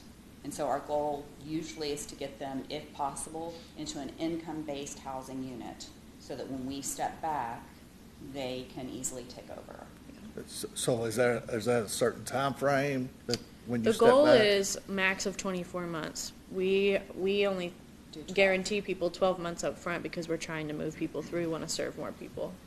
But most of our clients, like she mentioned, are not that ongoing support for the 12 months. Most of them, it's just simply the move-in assistance. So when you take that big bolus of money that's required to move in, and you say, we're going to cover this, and you're going to step in here, it just, it accelerates their ability to become self-sufficient and really moves them on in a positive way. And we continue to follow them too, even though I'm not paying But you rent. follow them for 12, like, if Yes. they're there for 12 months, you're Yes, meeting with them. they're going to hear from me, they're going to see me, I'm checking on budgets, I'm making sure they're holding a job, all the things that they're supposed to do. That's even after they've been cut off from the money, you still go Yes. back and check on them for those Yes. 12 months? Do y'all comp outside of Scott County? I mean, like, if you're trying to maximize dollars, right? I mean, rental has to be cheaper, and, well, I actually know it's cheaper in some of our surrounding counties. Like, I know somebody wants to stay here, right? But, or are you only comping here? Like, I know that's not an easy, maybe these people don't have transportation and things like that, but are you comping other counties? We are comping just like a real estate transaction would, so. Surrounding Yeah, it rentals. is the rental that is the 1 bedroom in this location with this amenity, that kind of thing. We're using a lot of common sense. I'm not going to set someone up in one of our higher-end apartment facilities in Scott County, in Harrison, in Grant, no matter what, if that doesn't make sense and I can't hand it off. The goal is never to be a crutch, it's to be a bridge. And so the crutch is temporary as we're working to get things established in place in their lives so they can be self-sufficient. Any other questions or comments? I think this would be a great conversation during a work session. And if we compile all it, because I know we have additional questions, compile those together and provide them questions to them so that they're, fully prepared. We're not just peppering them. I think in the future we should discuss it because this is something that most of us don't know anything about. I do have a presentation that I've done multiple times that walks folks through I'm talking about the one I did. That walks folks through a lot of what our clients are facing and kind of does a immersion of sorts. If that is For something. a work session? Yeah, for a work session, if somebody is interested in that. I feel like the people I have done it for, they have said it is very enlightening, because the lifestyle of somebody who's living in poverty or living unhoused is just wildly different if you've never been there. It's hard to comprehend all the different moving parts that you have to deal with every day. And I will say, this money is restricted for those experiencing homelessness by the state's definition. They are living outside, they are living in their car, or at a shelter. I have to verify that the money is not available just to somebody who might not be experiencing homelessness, just a hard time, and they want a hand up type of thing. This is strictly for people experiencing homelessness. We are bound by the state agreement to do that. And this is in the budget. That was my question. No, what she is asking for is permission to apply for 26-27. But it's in our budget, though. I mean, it looks like it. No, we've already had that. This is just like the next round. We've got this in the budget for this current cycle. They're wanting to apply for the next cycle. Right. If they get approved, they'll come back. If they get approved, though, we've already got it set aside in the 26-27 budget to be paid for the next cycle, because the next cycle would start January 27? No, July of 27. Michelle, July shake. 27? Okay. July of 27. 26. Go Yeah. to the slide with the. Go to the slide with all of the. Right there. So that So are we approving for the yellow? for the yellow. But Which is in this budget. which is already in the It's right here. budget, right? So we're not really. It's the same request I've been making since 24. Yeah. So it's in the budget already for next year. Yeah, she won't come back for the 27 budget till next May. Right. Do you agree, Michelle? I agree. I make a Motion from David Livingston, second from Rob Jones. Any other questions or comments? All those in favor, please say aye. Aye. Any opposed? Motion passes. Heather, thank you. Candace, thank you. Heather, you're here, and you represent, so take this hat off and just put your gathering place hat on, and you've made a social services request, and that request in totality is in the recommendation for the budget of $40,000 request. Just since you're here, I just thought I'd give you the opportunity to, you all are working with a lot of individuals that are experiencing homelessness. Yes. And if you wanted to make any comments, would welcome those comments. Okay, thank you. Thank you for that, Judge. So we have made a request for $40,000. What we have found in the last 2 years since I have had the privilege of leading our organization is that we have tripled. So we have tripled the capacity of helping people. So every night, there are at least 85 people. We are seeing record levels right now. Every night. Every night. Every night. So that means about 45 of those are in that ESG night low barrier shelter that Candace referenced earlier, and the remainder are in our Gathering Place program shelter. So that's just like another step towards stability for those who do choose that. And in that time period, I've added 2.5 case managers in addition to the staff that we already have in place. That has made a huge difference in our ability to care for them, to kind of give them a longer runway of knowing that we're there to help them get a job. We're there to help them with IDs and birth certificates and all of that. And I can't help but request funding to add an additional case manager. That is the heart of our program, is we add service. Shelter is one thing, but any place with a roof can do that. What we do is we help, and we help build that bridge. We're not looking to just to shelter people and then send them on their way. Like Candace said, we have opened our doors 24 hours. Our clients they must at least meet with the case manager at least one time. And when I say that term, I mean somebody that's going to say, hey, how'd you get here? What's going on? What can we help with? Here's what I hear from your story. We can do all of these things, and in those things that we can't do, we connect them to the right resource and do a warm intro and make sure that they actually are getting service from that organization as well. And so that's what my funding request is for. The heart of what we do is through our people. Just that, when you say 85 clients Yes. per evening, and that's a lot of folks, and Yes. you're feeding them, but you're also trying to help them transition to sustainability on their own. Yes, so we are. We have 85 that live with us all the time, except if they're working, right, and going out to those appointments. We feed them twice a day, lunch and dinner, and we're seeing numbers that are over 100 in those evening meals, and that represents the day workforce. We also offer community services, so our community service is open to everybody. Included in that is that meal, those meals every day, but also we have a whole building full of resources that are completely free for anybody who needs them. Our laundry access and our shower access is completely free. And we do have people that come and use those, because if we can get ahead of them not paying rent, we can avoid an eviction. And that's what we're wanting to do.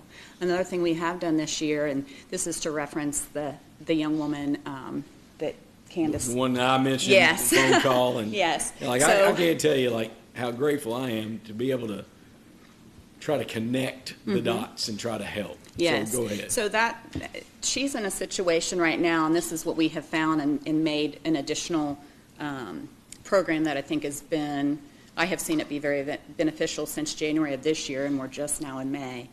But she's not really eligible right now because she has housing and she's experiencing a health crisis. And so I actually talked to her a few times on the phone yesterday to identify how we could help.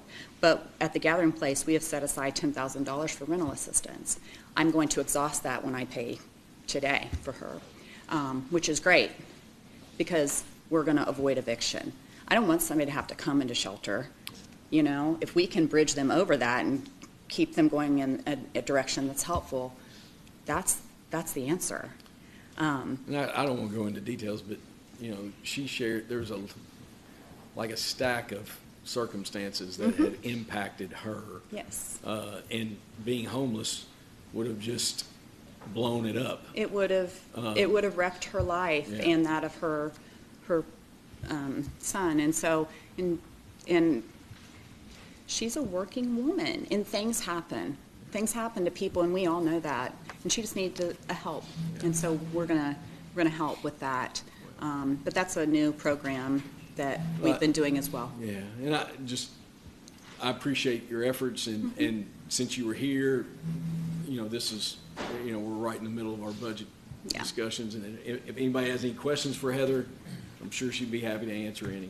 Yes, I would, and I'd be glad to come to a working session and answer anything as well. It is complex. But back to David's suggestion, at a work session in the near future, next couple months, we'll try to have you come back and do that type of presentation, have you come as well. So thank you. Thank you. I have one question. Do you all coordinate, I'm sure you do, with like the Amen House? Because like you said, you're feeding lunch and dinner. Yes. They're also through now Russ's Kitchen, right, are doing lunches and some dinners. Like, do you all coordinate so you're not duplicating efforts? Or we do not. We've been doing that for 15 years. And so we do not, we were doing that, way before they opened. And in all honesty, when you live with us to have to walk and go somewhere else, that is we have some people that do. But I won't end our program based on a new opening just because our numbers say that we need this program. And it's not just the people that live with us, it's our immediate neighbors who have been coming for years. Your numbers haven't really changed. They have not. Yeah. They have not. That Amen House is feeding a different set of people, and you have that group. But and that makes you question how many of the Russ's Kitchen is feeding. Yeah. I mean, that will give you a true number. Yeah. But I know that is a different, like you referenced, Judge, that is a different core, and Michelle has shared about that it's a little bit different than she thought it would be, and I think that's okay. I think we're seeing a different world than we lived in 6 months ago even, and I think we're going to see people that are in need, and it doesn't just mean that it's only people experiencing homelessness that have that need. Our community has a need, and so I think there's a place for both. Could you share with us, like send our email, a list of numbers that folks could possibly reach out to so that we have that as well? at our disposal? Because I don't have that. Community resources, Yes. including ours? Yes. I would be glad to, yes. I would be glad Thank to. And I would welcome you all to, maybe even prior to the work session schedule, to come and actually come and see what's going on. I'd love to give you a tour. You can talk to people that live there. I do that all the time. And it really helps to kind of give you a visual, and then it'll even spur more questions or answer some that you may have. Thank you. Thank you. That leads us next to new business. And the first thing in new business that we're going to address are some road bids and some salt bids. JR,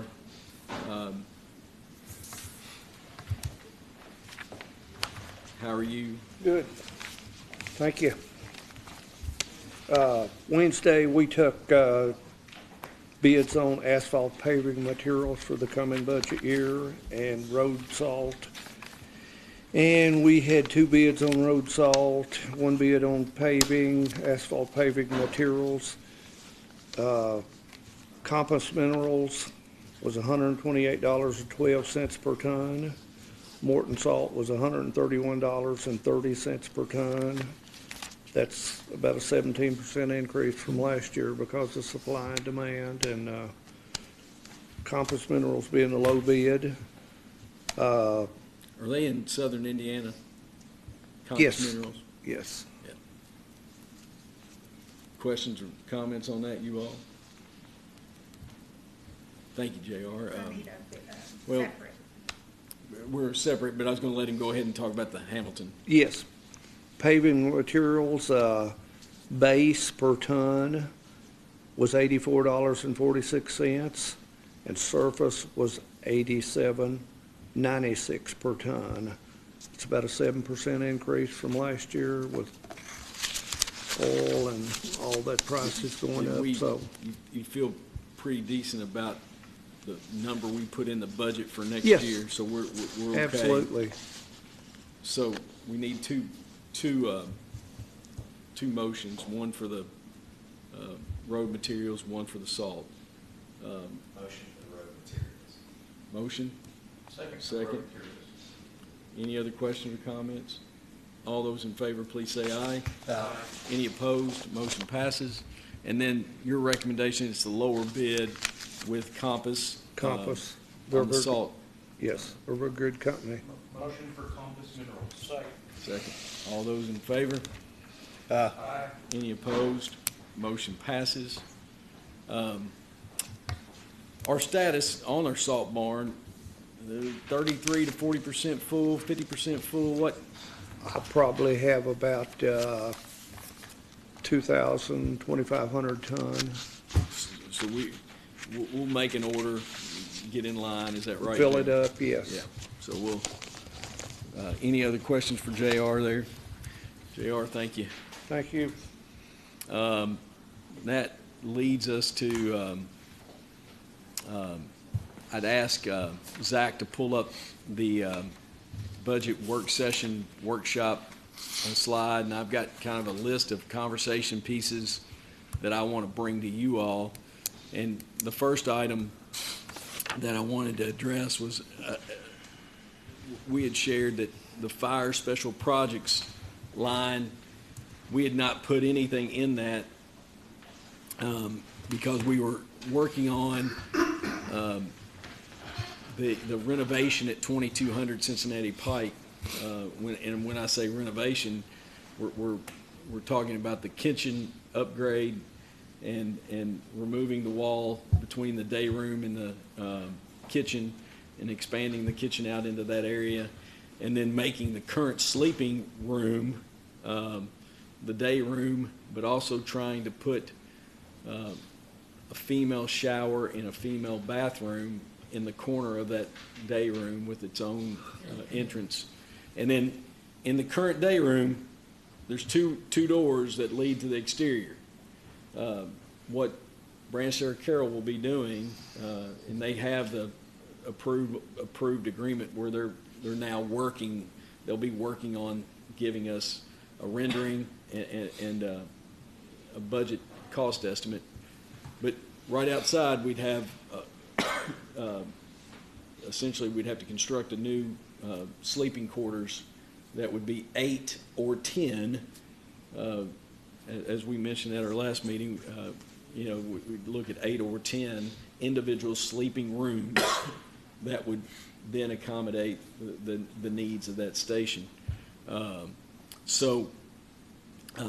We didn't put anything in that line, so we need to decide what we're going to put in this line. And then the other piece of this line, John had shared several special projects like dry suit and some other extraction apparatus, but also some exercise equipment that was related to each station. And met with them this week, and if we're going to prioritize that request, John and Chief Baker felt like the exercise equipment would most positively impact the agency. And I think the total for all 4 stations, we talked about a possible $125,000 allocation for that. But what has been mentioned by Dwayne was, could we break that down into 2 budget years and do 2 stations one year and 2 stations the next? So would value you all's feedback on how do we, and talk to Michelle as well. Michelle said it doesn't matter where we put it, but do we want to put just a baseline dollar amount for the renovation, and we can time it up where we start after Christmas, after we get a good hard plan, and then if it went into the next budget year, it wouldn't, we could put it into 2 budget years, but what number do we want to put in there? And then as far as the exercise equipment being a priority out of that other considerations, do you want to do that all in next year's budget, or do you want to split it up 50%, 2 stations, 2 stations? Give me some feedback. So for the exercise equipment, are we also going to have to do, are we going to have to expand to put this exercise equipment in these other ones? No. We're just so there's room for the equipment now. We're just asking for the equipment. They're just asking for the equipment. They've had equipment that that's been there and it needs upgrading. And for example, they priced out a treadmill, a new treadmill for 4 stations, and the type of treadmill, the commercial type, heavy duty, it's over $10,000 a piece, I believe. Is that right, Chief Baker? That's correct. So, like nothing, that stuff's not cheap, and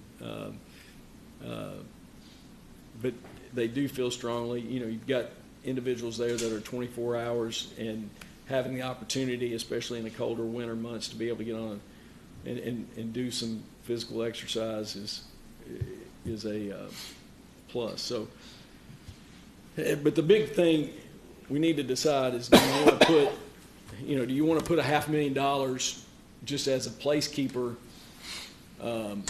for the renovation piece? I have no idea how much it would cost. And that's why we're waiting on Branch Sarah Carroll. But we will have a first reading on the 28th, and just trying to, because Michelle will need to have all these numbers rock solid. We can't have moving pieces, because if she moves one number, she has to change about 10 different things. So that's why we're talking about it now, and we need some direction. The 500,000 just give us a leeway to get it started. That just gives us a working placeholder. budget. It gives us a placeholder. If you want to put more, I can tell you this, it's not going to be less than 500,000. I mean, I can just tell you that. But we can control kind of like the timeline. And I think Branch Sarah Carroll in a month will be able to tell us, hey, this is a fair estimate, but we just don't have it yet. I like Dwayne's suggestion on the equipment, for the exercise equipment. I think that's a good idea. Yeah, I think 500,000 is a good idea too, just to put it in the budget. I mean, like can we ask John Ward why? Like, they had 251,000 as a request. That was all of the different There was some extraction equipment, there was some dry suits. So we're There saying was- 500, oh, go ahead. Basically, the exercise equipment was a part of that. We had battery-powered extrication equipment, rescue dry suits and PFDs replacement, and a Paratech, like shoring equipment request. That was made up of that dollar With amount. the remodeling request? The remodeling is wasn't, totally separate. yeah, but- it wasn't a part of that. But it kind of falls under special project capital. It's a capital expense. So John had that 251,000 request for all of those things, and we never did really drill down to making a number in there because the renovation was kind of a moving target. So what I'm hearing from you is like the suggestion of putting 500,000 in there as a placeholder for the renovation, and then Dwayne's suggestion, you would agree, maybe putting $65,000, $70,000 in for 2 stations to be upgraded, and then the next year upgrade the other 2. I'd like to ask Drew we know the traffic that they get at the pavilion and what a treadmill cost to replace at the pavilion, because the traffic that's going to be on a $10,000 treadmill is not going to be the same that what they have at the pavilion. Drew? They're the same, commercial treadmills. That's what we have to use also. Well, but you have a lot more use on the commercial treadmills at the pavilion. I'm just like, it's just a lot of money for a treadmill Oh, at the end of the day. Well, what I've ran into in the past is if you don't have a commercial and you have some kind of warranty work with it, they won't warranty it because they don't consider us residential or just a regular consumer. I've ran into that in the past. Yeah, usually the warranties are 1 year, though. And if you're talking between $4,000 for a treadmill versus $10,000 for a treadmill, you can go buy a new one for, it's just. You could buy 2 treadmills. If the commercial's going to give me a 5-year warranty, then absolutely, but $10,000 for a treadmill is, I don't know. I'm not against the money. I'm just not sure I'm comfortable on $10,000 for a treadmill. Well, what we could ask is we could put 500,000 in the capital outlay for the holder for the renovation, and then put 70,000 in the special projects line, and then ask John to present like a package of here's what we're suggesting. We want you to approve. You do that Because anyway. what I would do, Yeah. we would bid this out and, see what kind of. You'd bid it out and get a See bid. what kind of. You'd have to bid it out, like you couldn't, it's. I'm sure there's some state, here's what I'd say. I can help you with that. Yeah, but I'm sure there's some state bid list items that we could explore, but I'm sure there's some Sourcewell options we could explore as well. But I think what David would feel better about is if you brought back a proposal, here's what it's going to cost to do 2 stations, and here's options. And again, I understand what you're saying. Even my time prior to here and in Georgetown, the traffic that's going to be on these treadmills is relying on them to hold up. And I've seen in the past where we buy just a standard treadmill like you put in your house, and it does not it don't last. But, So maybe there's I think what we're saying is let's look at options, present options, and then we'll make a decision on that as we go I'm just down. uneducated on it, so when you throw $10,000 treadmill I at me, understand. I'm like, No, whoa, wait a minute. I understand. I just need some But, help and understanding. it's like, a treadmill that you go buy for, couple thousand that you would put in your home. It becomes a clothes hanger anyway for our house. So. I'm right there with you, but it's just you got to think is, especially at 2,200. You got potentially 9. Let's see, Yeah, 9 people and 27 people times 3 shifts, you know, because that thing is, you know, there, you know, for all that. So, I've just had prior experience. When you buy the cheaper treadmills in that fire department setting, they just don't hold up. Okay. They don't. All right, so I think it's a plan. The $500K as a placeholder for capital renovation, and then the $70K for 2 stations, and then we'll come back prior to any order and do that in July of what we're looking at. Now, I think we're good there for that time. Maybe if they need some more exercise, they could do the demolition of the wall at 2200 and save some construction expense. Maybe so. Right? Sledgehammer swinging is very. Oh, you got new recruits. This next line is something that needs attention that has been discussed, but we need to get some clarity. At the EMA station, as you enter, both of those retaining walls are failing, and it's a matter of time. I have no clue what that's going to cost us. I'm wondering, JR, if Hamilton Hinkle could give us a little bit of help on that estimate maybe, but I would propose putting about a $50,000 holder in that line for EMA to get that fixed. How tall and long are they? Oh, they're tall. They're every bit of 15 feet tall. 15 feet, and how long? Probably between 40 and 50 feet on both sides. So 100 feet of 15 feet tall? Correct. 50,000, probably won't even do one of them. Well, you don't have to rebuy the block, though. We have to reconstruct it. And that could be an option as well. But I'm out of my wheelhouse. I have no idea. And I was just saying, you know, if you want to put more in there, if you want to put 75 in there, I'm just telling you, it needs to be fixed.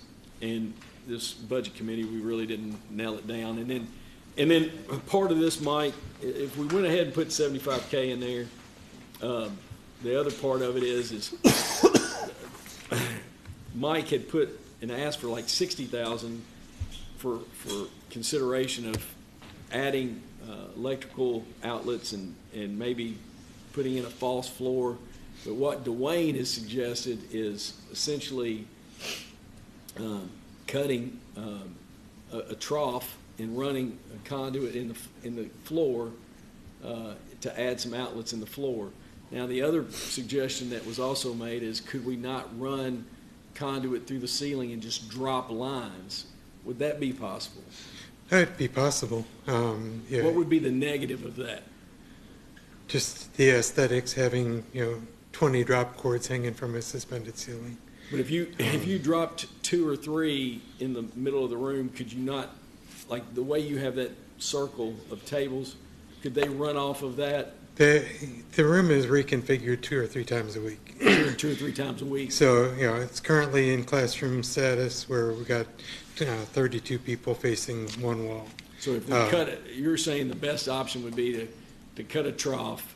That would be the most realistic, because if we did the drop cord thing, you got cords hanging across people's faces as they're trying to connect. So my suggestion is, let's add 75K into this line, and then we'll do those improvements as well out of that line. How many are there outlets on the walls currently? There are currently 4 outlets on the walls. We've got the rubber ramps that allow us to go, corner to corner. There's nothing in between. So you're plugging in a wall outlet and feeding 4 tables. It's like we have a huge room that we move around all the time, and we have these, I'm gonna call them towers with super long extension cords, right? And they have probably 6 plugs on each side of the tower. So no matter how we set the room up, right, we plug the tower in, run it along thing, and the tower sits in the middle of the tables, and then there's plenty of outlets for anybody that, and then it allows, because I think you're gonna have the same issue. If you put them in the floor, you're still gonna have to be running, if you set your room up a different way, I think the towers just provide more flexibility. Could you I mean, it might Yeah, not work. I'm just, I mean. Yeah, I'm open to suggestions, right?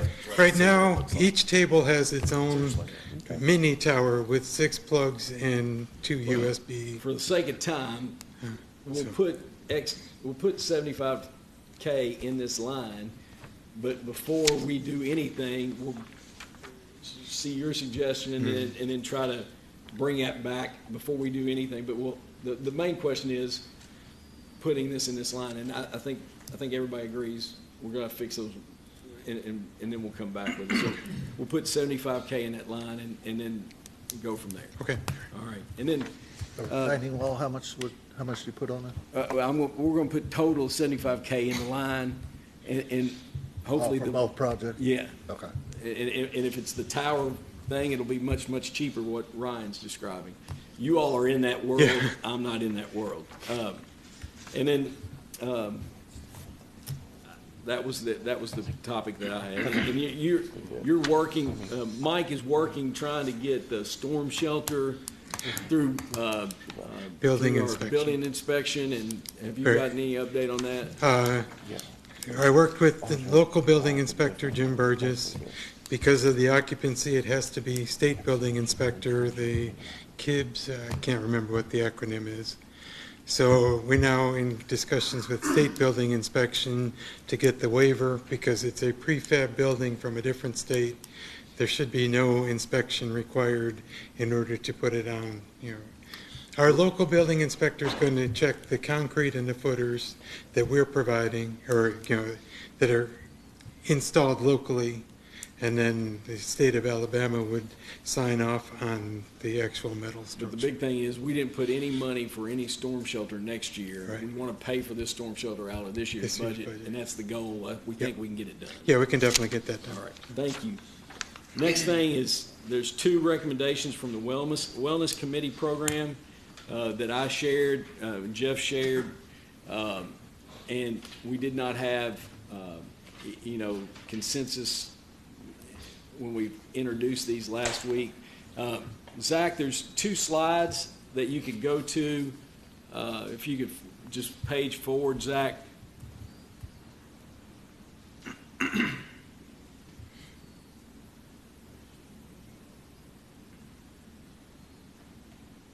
All right, that's the first one, draft holiday work.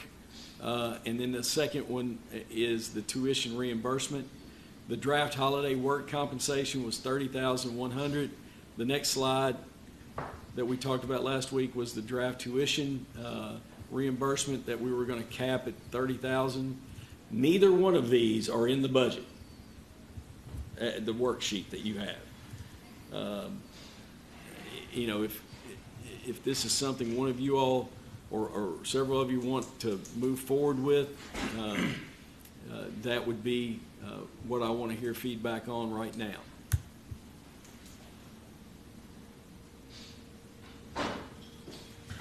And we can.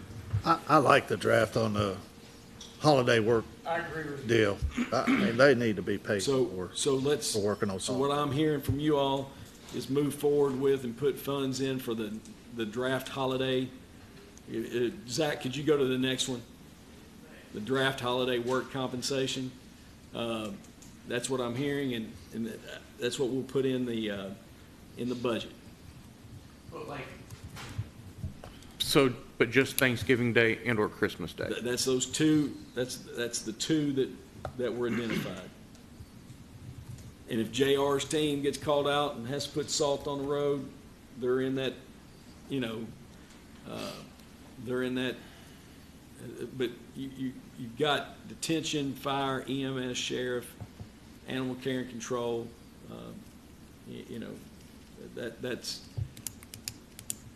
that was what, that they regularly work on that. JRs could be called out anytime. They could be called out tonight. I mean, Hopefully not for snow. Not for snow. Jeff, can they carry over vacation time, PTO, or no? Yes, they can. So I think that's difficult to add it as vacation time, right? Because then you could pay it out at a higher rate if they carry it over. Well, Does that they don't make get sense? paid out. I mean, if you only can carry 1 year's worth of accrual. If you have more than that, you lose it. So there's no payout for vacation leave. Jeff, I'll make a comment. I like that recommendation, because I really think, looking during the year, 2 days that a lot of people really want to be off to be with family, those are two big gatherings. I do think it's an extra sacrifice for the people that do work, so I like that idea. And just to clarify, I mean, of course, I have the 30,100. That's just the wage cost for one holiday. So you gotta, it's double that, plus we have additional cost for some benefits in there to help the retirement and help and FICA.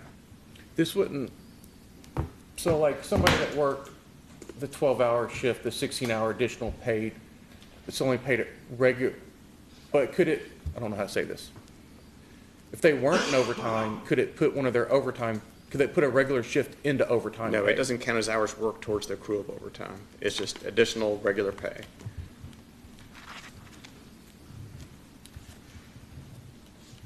And it's for Thanksgiving and Christmas. And it's just, it starts at midnight and ends in midnight the next day. So just however that falls during that day. So you're looking at Just 60,200. Plus the benefit cost on top of that, yes. But that's not counting the road department if they. No, that, you didn't use This is road. just an estimate based upon our current workforce of the people who These are the ones actually that will need to play work consistently- on those. But what 2 I'm days. saying is, if road got called out, we'd be treating road underneath this as well. But this estimate was just based on what consistently has been the reality. And like what you and Kelly said, like, this is a recommendation just at, like, it's recruitment and retainment and just trying to make this, What are other departments, what are other counties doing? There are some other counties providing a benefit similar to this. How many other counties? I mean, we've got I don't- 120 counties. If there's 4, then that's We not, lead the way. That's right, we lead the way. It's not always best to be first. Yeah. I feel like it's the right thing to do. Tell me why, though. Just, would you want to be out on Christmas Day working? But if I chose the job. Would you wanna be out on if I Christmas chose the Day work? job- If I chose the job knowing I could be scheduled But the on way those their days. schedule works, some days, some Christmases they may work, some Christmases they may not. But I can't help how the schedule works. You chose to do a certain job. I agree. I have to go out, when there's a big storm, if it comes through, I have to go to my clients. I'm not really expected to work at night or weekends, but I do because I chose the job I did. I just know this, if you call me out on Christmas Day, you're getting billed a whole lot more than you But do on a regular. you chose your. I'm just saying. But you chose So- your job. You chose your position. But I didn't choose to get called out on Christmas Day, and that's, But I know everybody, they're I know not they just- have to They're do not just it. getting called out on Christmas Day. They're regularly Yeah. scheduled work days. I They're not understand. just getting called out on Christmas Day. They're regularly scheduled work days. So, And this is a recommendation from the Wellness Committee, and that's what it is. Yeah. It's just looking at options to enhance employment here at Scott County Fiscal Court. And this was one of the recommendations, along with, there was a list, but Yeah. we kind of narrowed it down to the 2, and that's why we're bringing it to you all as for consideration. Would you feel better if it's 1 day? no. My thing is, once you start down a path, you have made the first step, and you can't turn around and come back. And the only direction you're going is adding onto it and onto it and onto it and onto it. So, if there is reassurance that, and I'll get voted down on this if I voted no, but that's okay. It wouldn't be the first time. But my thing is, it starts with Christmas and Thanksgiving. Well, why not Easter? I'm not Why support. not July 4th? I'll go on. You know, I I'll mean- go publicly and say I wouldn't support anything other than Christmas and Thanksgiving. I mean, that's my 2 cents. That's my only concern is when we do something, it's another step to doing something else. So you know, it's not a lot of money. I'm not going to vote against it, but, or we're not voting for it or against it. I'm not going to vote against the budget, but, you know, you chose, I will stand on the thing that my daughter chose to be a nurse. She knows she's going to have to work on holidays. She's going to have to work on weekends. She's going to have to work Christmas and Thanksgiving. She knows that. And that's, what I would add to that is just, if her employer said, you know, we really appreciate you working these days, and we're gonna give you a little bit of extra money, because we know it's a sacrifice from your family. I think that's a nice gesture. but you're not working these extra days. They are your regularly I don't scheduled disagree with you days. at all. And if it's extra days, you're getting overtime. 100% So, agree with you. so are you telling me if we have to fill in, somebody has to fill in and there's overtime, will they get overtime and the extra pay? No, the holiday does not count towards hours worked, towards the overtime. It's just, this would just be straight pay. Now, they still have to work their hours to get. No. I know it would be straight Yeah. pay, but if they worked a shift that would pay them overtime, would they also get the additional pay that day as well? I I want to make sure I'm following your question. I think Dave was saying if somebody isn't on Christmas no Day, matter. if somebody's in overtime already, like they're getting overtime, would they get overtime plus the Understand what I'm asking? 7.5 hours? Is that what you're asking? I mean, they're going to get additional straight pay for working on those two holidays, regardless of what the situation is, yes. So then, yes. So I can see an abuse happening for those things because I've seen abuses of overtime in the past here. I would like to think This will that, not factor overtime. no, it does not And factor in This is not a overtime. reflection on our current staff. I'm talking about going into the future and who may be here in the future. Right. You know, I mean, that's a interesting what if. I mean, I would like to think that that's not going to be a common practice. But I'm hearing, I've heard from Rob and Kelly that they'd like to add this to the budget for I consideration. I like it as well. We do. I can't speak for all hospitals, but the hospital I came from, you get, if you work a holiday, you get 12 hours to use 2 weeks before and 2 weeks after a pay period, however you want. You can add it as an extra day. You can use PTO with it. So, I mean, the hospital I came from does it. I can't speak for all hospitals. So this is a pretty common thing in the nursing world. So, David, any other questions? No, I mean, I support it. I just want to make sure that it's not the next step to something else. And I'll publicly say I wouldn't support anything but these two. Well, So- David said he sees the number as a low number. What is the number we're going to attach to the budget on that? It'll be at least like 30,100 twice, and then the benefit piece, you'll have to. I mean, you're probably looking at it being closer to $80,000-$90,000 with benefits included. Should we add something that states, I think maybe to what David's saying, right, to current staffing levels, right? Like I think what maybe I'm hearing you wrong, is that what if somebody's like, hey, I just want this extra time, fire department says they put 17 on a shift, just using them as an example, but what if on Christmas Day they had 20 on because their extra people are like, hey, I want this extra time. No, I don't think that's. Well, I know that you're saying you wouldn't do that, but I'm just trying to make, I think that's what David's getting at. Well, I mean, right? Let's put that in perspective. You correct me if I'm wrong here, John. You got 17 that are able to work on a shift. You need 16. So if one person's gone, one person's going to drop down to cover a shift. The only time you would increase staffing is if you need to get back to 16, correct?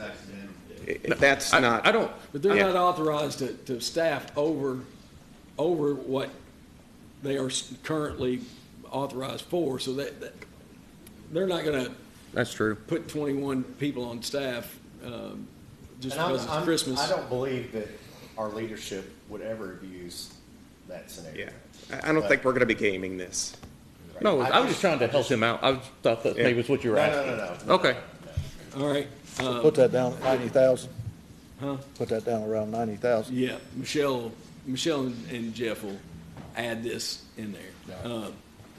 And then just the staffing, we discussed last week, EMS, 3 EMTs, Sheriff's Office, 2 full-time court security officers, and then the HR payroll assistant. You know, do we have consensus to leave those positions in the budget?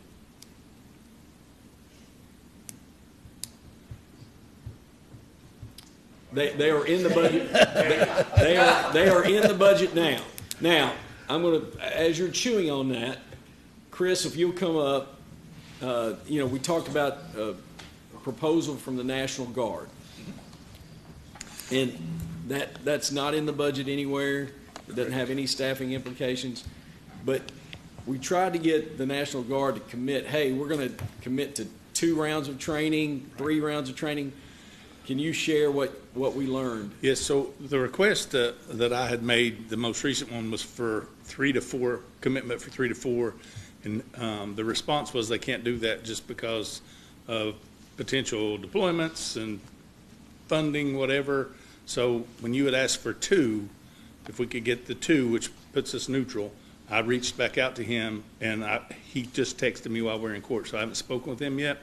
But I'm going to ask him, because I feel like they want the first one in July. So if you put it on the books that you're committed, right? I don't, you know, regardless, you're going to have to pay us for that. So they're going to pay us $5,000 per trainee, and there's 15 people in it. 15 to 20, yes. 15 to 20. Yes. So if it's 15, it's $60,000. If it's 20, it's yeah, it's math. Yeah, that 80. So the cost of a paramedic is $124,000 with base salary and benefits. So we don't have that paramedic in this budget. So that's why we're talking about it now. Do you want to contingently add a paramedic for the budget if we approve this MOU that's got 2 rounds of training in it? Then it's going to be budget neutral. Correct. If that person is not training that group, what are they going to do for us? Yes, so any time not spent on National Guard things, they will be dedicated to our training division, which desperately needs help with all the curriculum development and the clerical aspects of that job.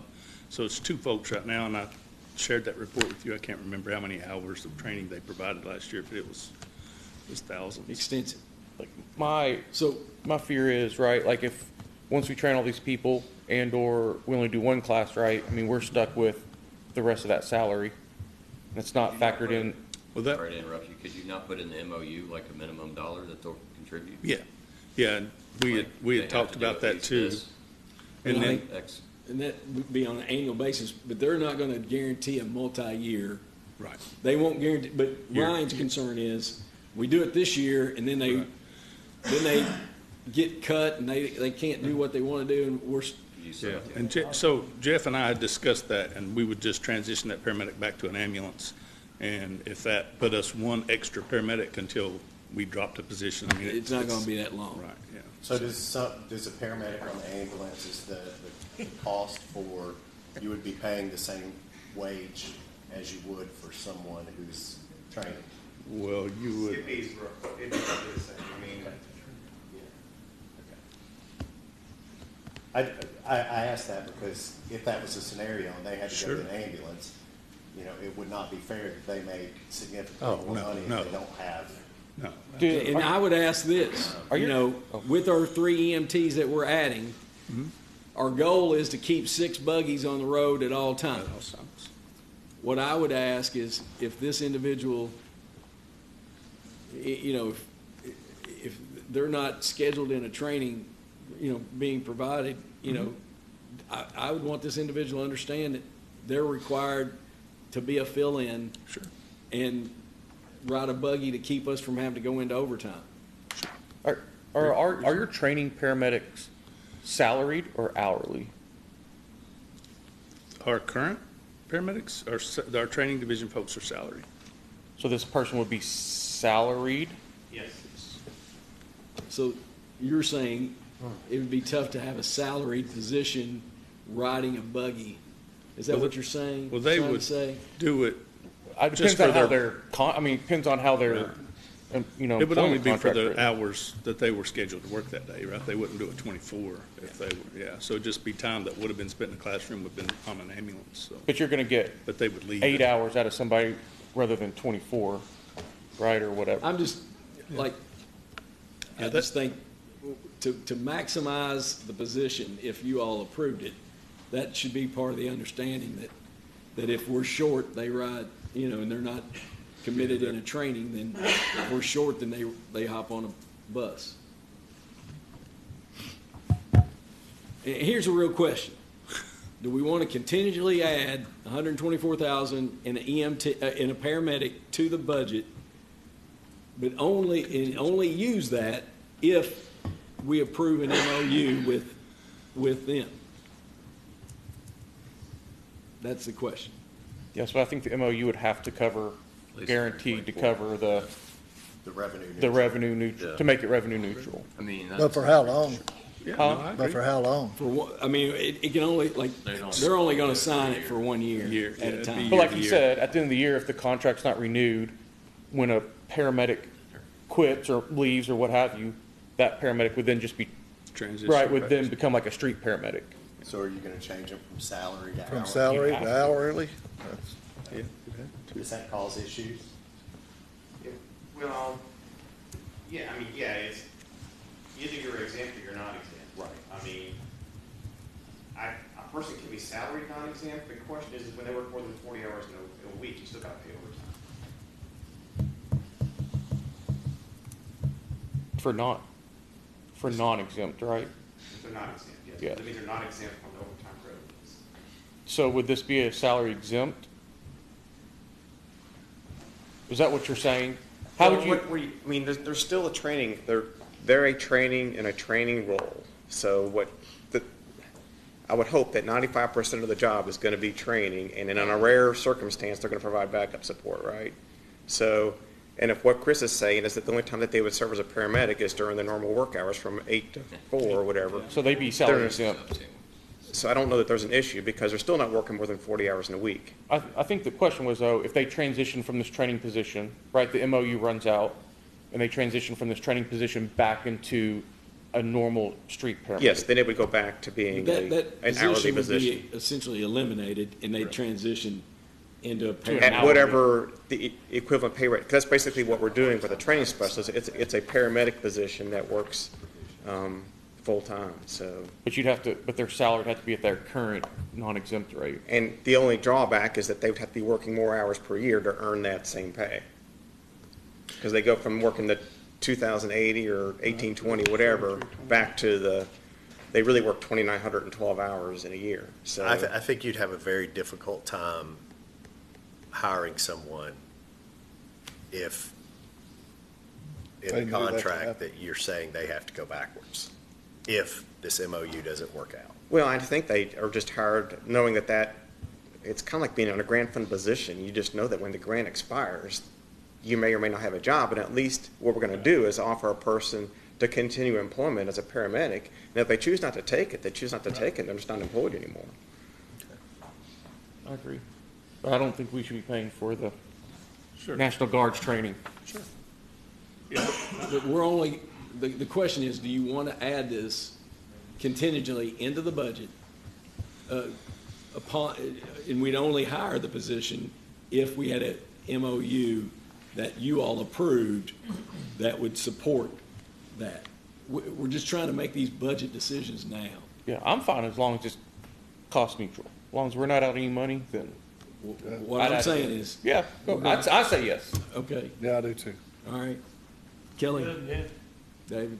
So we'll add, Michelle, make a note to add that, and then we'll only hire it if we approve an MOU that will cover the costs.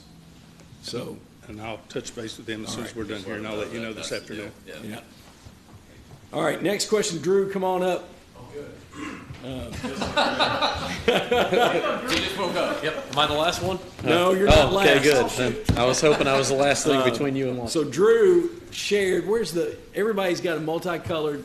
I wanted you all to have that in front of you, and I wanted you to hear from Drew about the 2627, what his request entails. Go ahead. So this is capital only.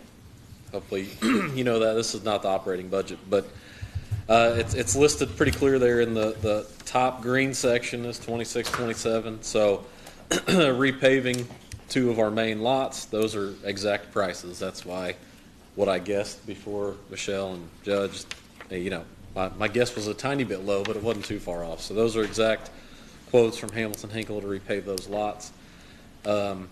This adds a walking trail at Oxford Road Park, as well as perimeter fencing to help, protect so people don't get hit by cars coming off of Oxford Road. That's a picnic shelter for Peninsula, replacing trash cans, and then making more ADA improvements to keep making our parks as accessible to everybody as possible. No point having parks if not everybody can use them. That grand total's $461.84, $845. Yeah. So the grand total is actually a decrease from this current year's budget to next year. So it's a little bit of a decrease in the capital request. That's furniture and fixtures for the water park. If you've been there, it is getting outdated big time. So that's going to have to keep going forward. It's now over 20-year-old water park. Swim deck bleachers at the pavilion. Again, hopefully you got your invitation. The pavilion is 25 years old, so as is a lot of stuff in the pavilion. So we're trying to make those updates as we can. We're changing the pool from liquid chlorine to a chlorine tablet system that will help with cost and efficiency with chlorine to the pools. The bathroom dividers, currently we're at the hunter green with all kinds of stuff etched into them, but it's time to update those. Hallway lights and lockers. I think we've talked about all these before, but I'm happy to answer any questions. But again, but this request is less than it was last year. Correct. And I wanted you all to be able to put your eyes on the exact information. Questions or comments for Drew? Just so 461, 845, and 222,000. So that's split between the two entities, correct, Drew? Yeah. So you only pay half, if that's your question. Yeah. So is this already in our budget? That is in the budget. But however many of these? All of it's in there. I have two things. One, the repave of the upper Marshall Park. I mean, it needs to be done for a long time, but I'm worried that if you keep putting like super heavy vehicles on it, it's going to keep sinking in, right? Mm-hmm. So that's just my thoughts on it. And then my other thought is, on this list, there's repaving Brooking Park is the only county project on this thing that we're sharing. Like I don't see any other projects that are happening in any county park.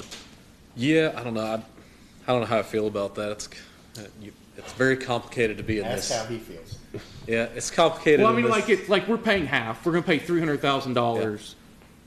I consider everything 350, give or take, right? And I hear you. I know how it's split up, but other than repaving the Brooking Park, there's no real improvement to any county park. Yeah. So I mean, it's hard for it. It seems very. I don't want to say it seems one. So that's not fair. I know that's not what you're saying. You're like, right? But it's like if we're going to spend county dollars, it seems it'd be nice to have. Well, we did just put a new playground equipment at Great Crossing Park that we paid 100% for. Yes, the $150,000 or $75,000 playground. But what my approach and my thought process is that over the course of 3 or 4 years, it all balances out, and plus they're all our people, and these are needs that he has prioritized along with the Parks and Rec board. Yep.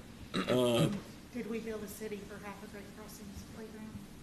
No, we pay for all of it.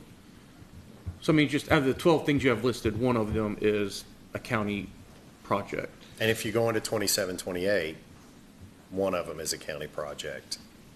And then if you go into 28, 29. I didn't even look that far. I don't have an easy answer for that. I see all the parks the same. I think it's not like there's a sign that says, But- if you but- live in Georgetown, you can't go to this park. And No, that's true, but our So- county money has to pay for our county employees. Yeah. And we're sitting here talking about money at the end of the day, and, you know, if we're spending $150,000 on playground equipment at Great Crossing, if we spent $8 million on Great Crossing Park, all the facilities and structures we built out at Scott County and Brooking, Right. and everything that we keep up out there, the pickleball courts, I didn't even include those, that weren't even included in the 8 million, the additional tennis courts. It's down the We've bottom. paid all those things. Well, no. What I'm saying is we've paid all those. Yeah. They've not been split with the city. So interlocals are great when it comes to the pavilion and staffing. Yeah.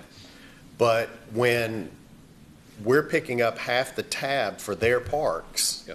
that's where Ryan's coming from. And, Yeah, the other- and I've sat here for Yeah. 16 years now almost. Used to be 50/50 on the non-capital.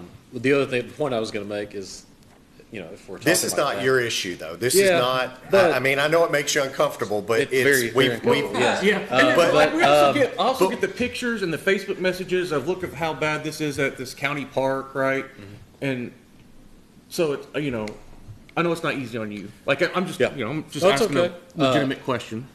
One point. So the brand new $500,000 playground, probably the nicest playground we have in the county. The city paid for that by themselves. Well, but So- they control Ed Davis, just like we control Great Crossing Yeah, Park. but I mean, Boston Park is technically where that Sure. is. But you know, I'm just making the point. both Traditionally, ways, we've paid but- for everything at Great Crossing, And every other park. but not at Marshall. Is No, that that's not a correct? county.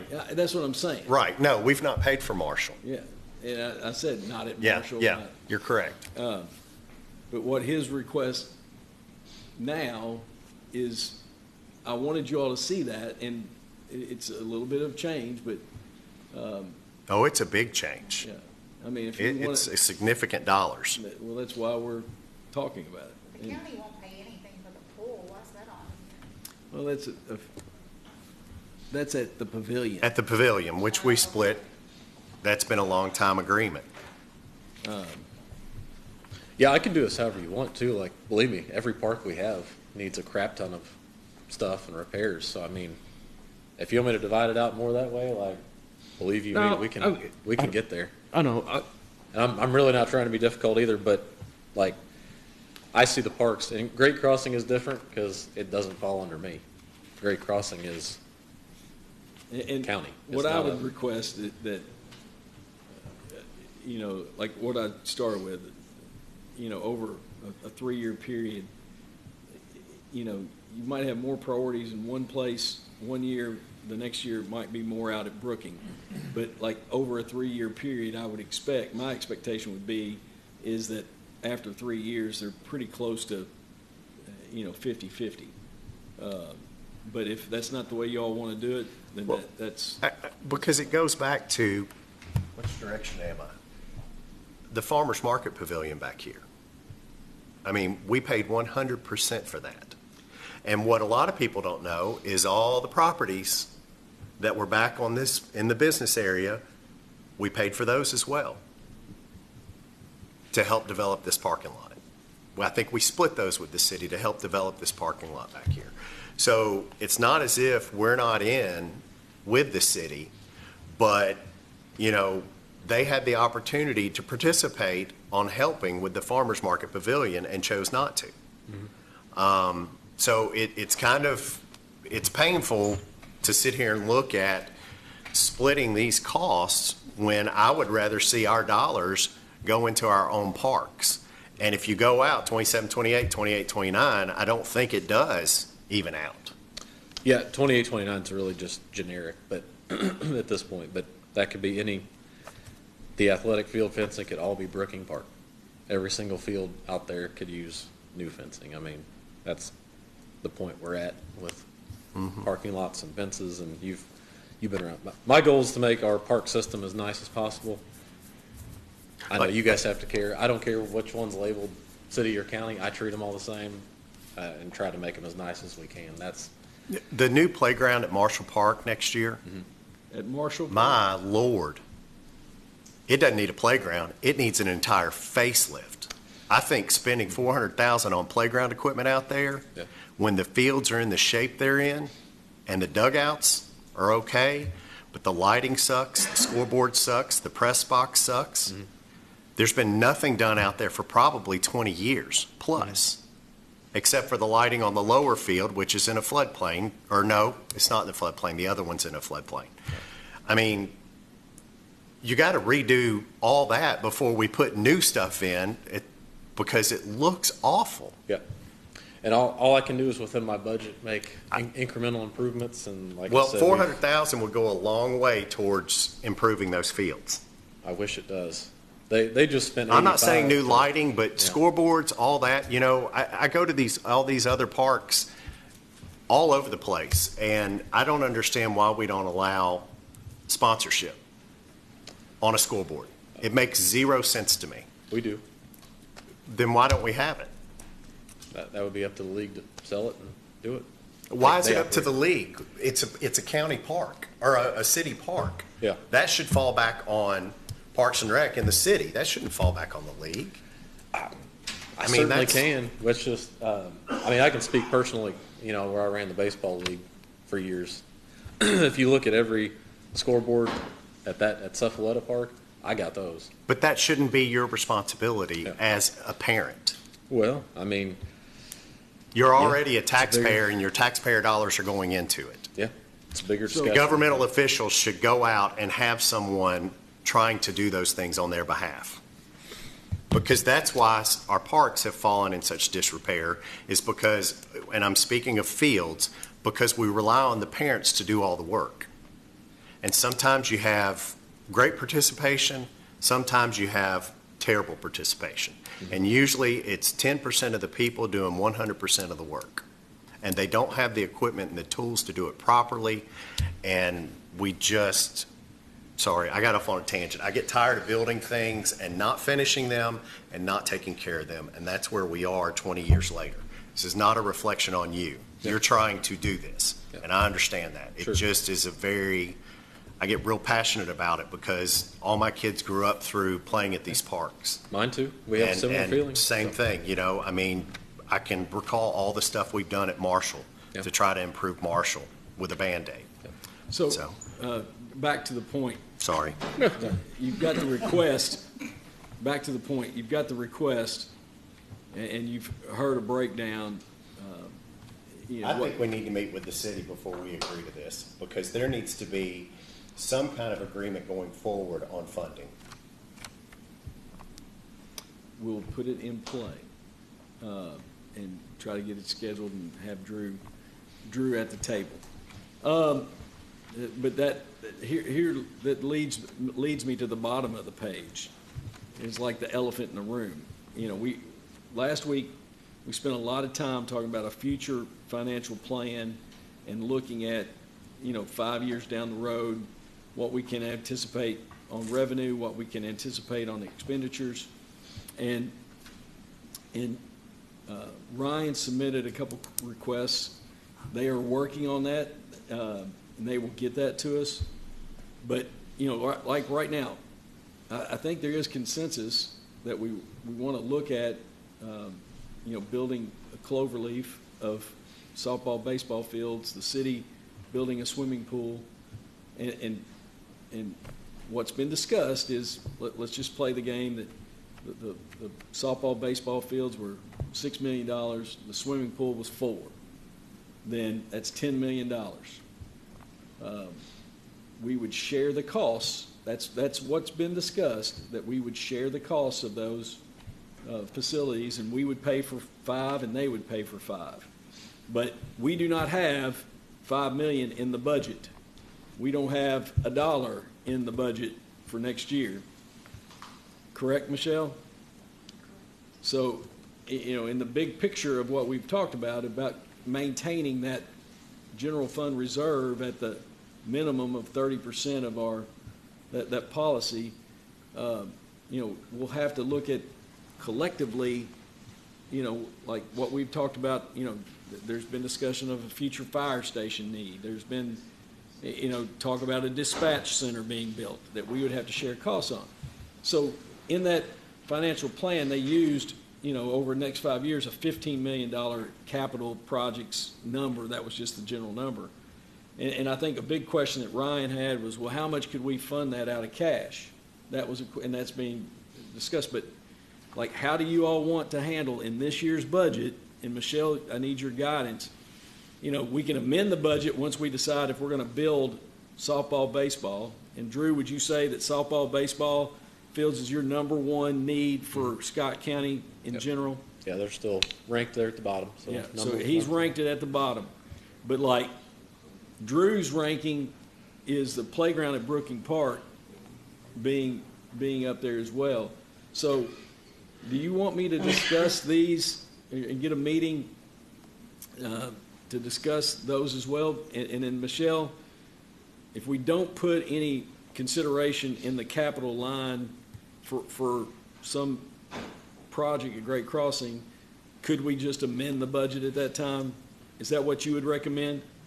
All right. So I want everybody to be I want everybody to know that we're moving forward, considering this project, but we will have to amend the budget once we decide how we're going to finance it or pay for it. Would it be better though to go ahead and put, I'm just going to throw a number out, $5 million in the capital outline rather than, and then if it needs to be less or more, to adjust the capital outline later, than rather not putting it in capital now?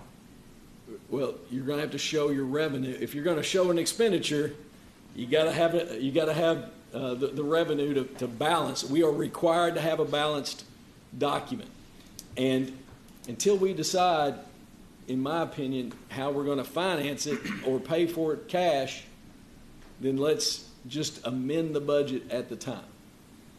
Because we'd have to show where that revenue was coming from, and we'd have to make a decision. Too many variables, in my opinion. Let's wait. But we all know that that's a goal.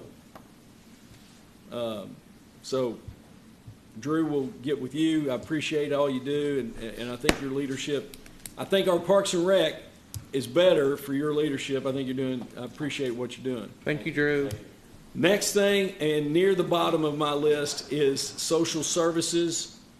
We've shared that, those requests. You heard from the gathering place today. Rick Hostetler, who could not be with us, has shared a request of allocating $8,000 towards Mary Safe Haven. We allocated $6,000 last year, and he has requested that, and he couldn't be here. He asked me to share that on behalf of him today. I would be good with that. You would be good with that? Yeah. All right. Anybody have any objections to putting that in, adding that? And then with that said, Michelle, is there any other items that I have failed to mention? And our whole goal, we'll work on this Parks and Rec question, but our whole goal is to have a first reading on the 28th, and then we'll go from there. I have one quick question. We moved, what is the Kentucky Psychological Services, but we moved it to this David Lanier, but like, what is that even for? Cam can tell you. It's what? That's the, for guardianship reviews. It's through his office for guardianship reviews. We have to have somebody, we have probably 30 to 50 guardianship cases a year where folks aren't able to make informed decisions for themselves. They need a guardian appointed. And we have to find somebody that will do reviews in those cases and evaluations, and this is the person we contracted with to do those. Okay, that makes sense. And there's one other line down there that I've tried to get a little bit more information on. I'll share via email with you all.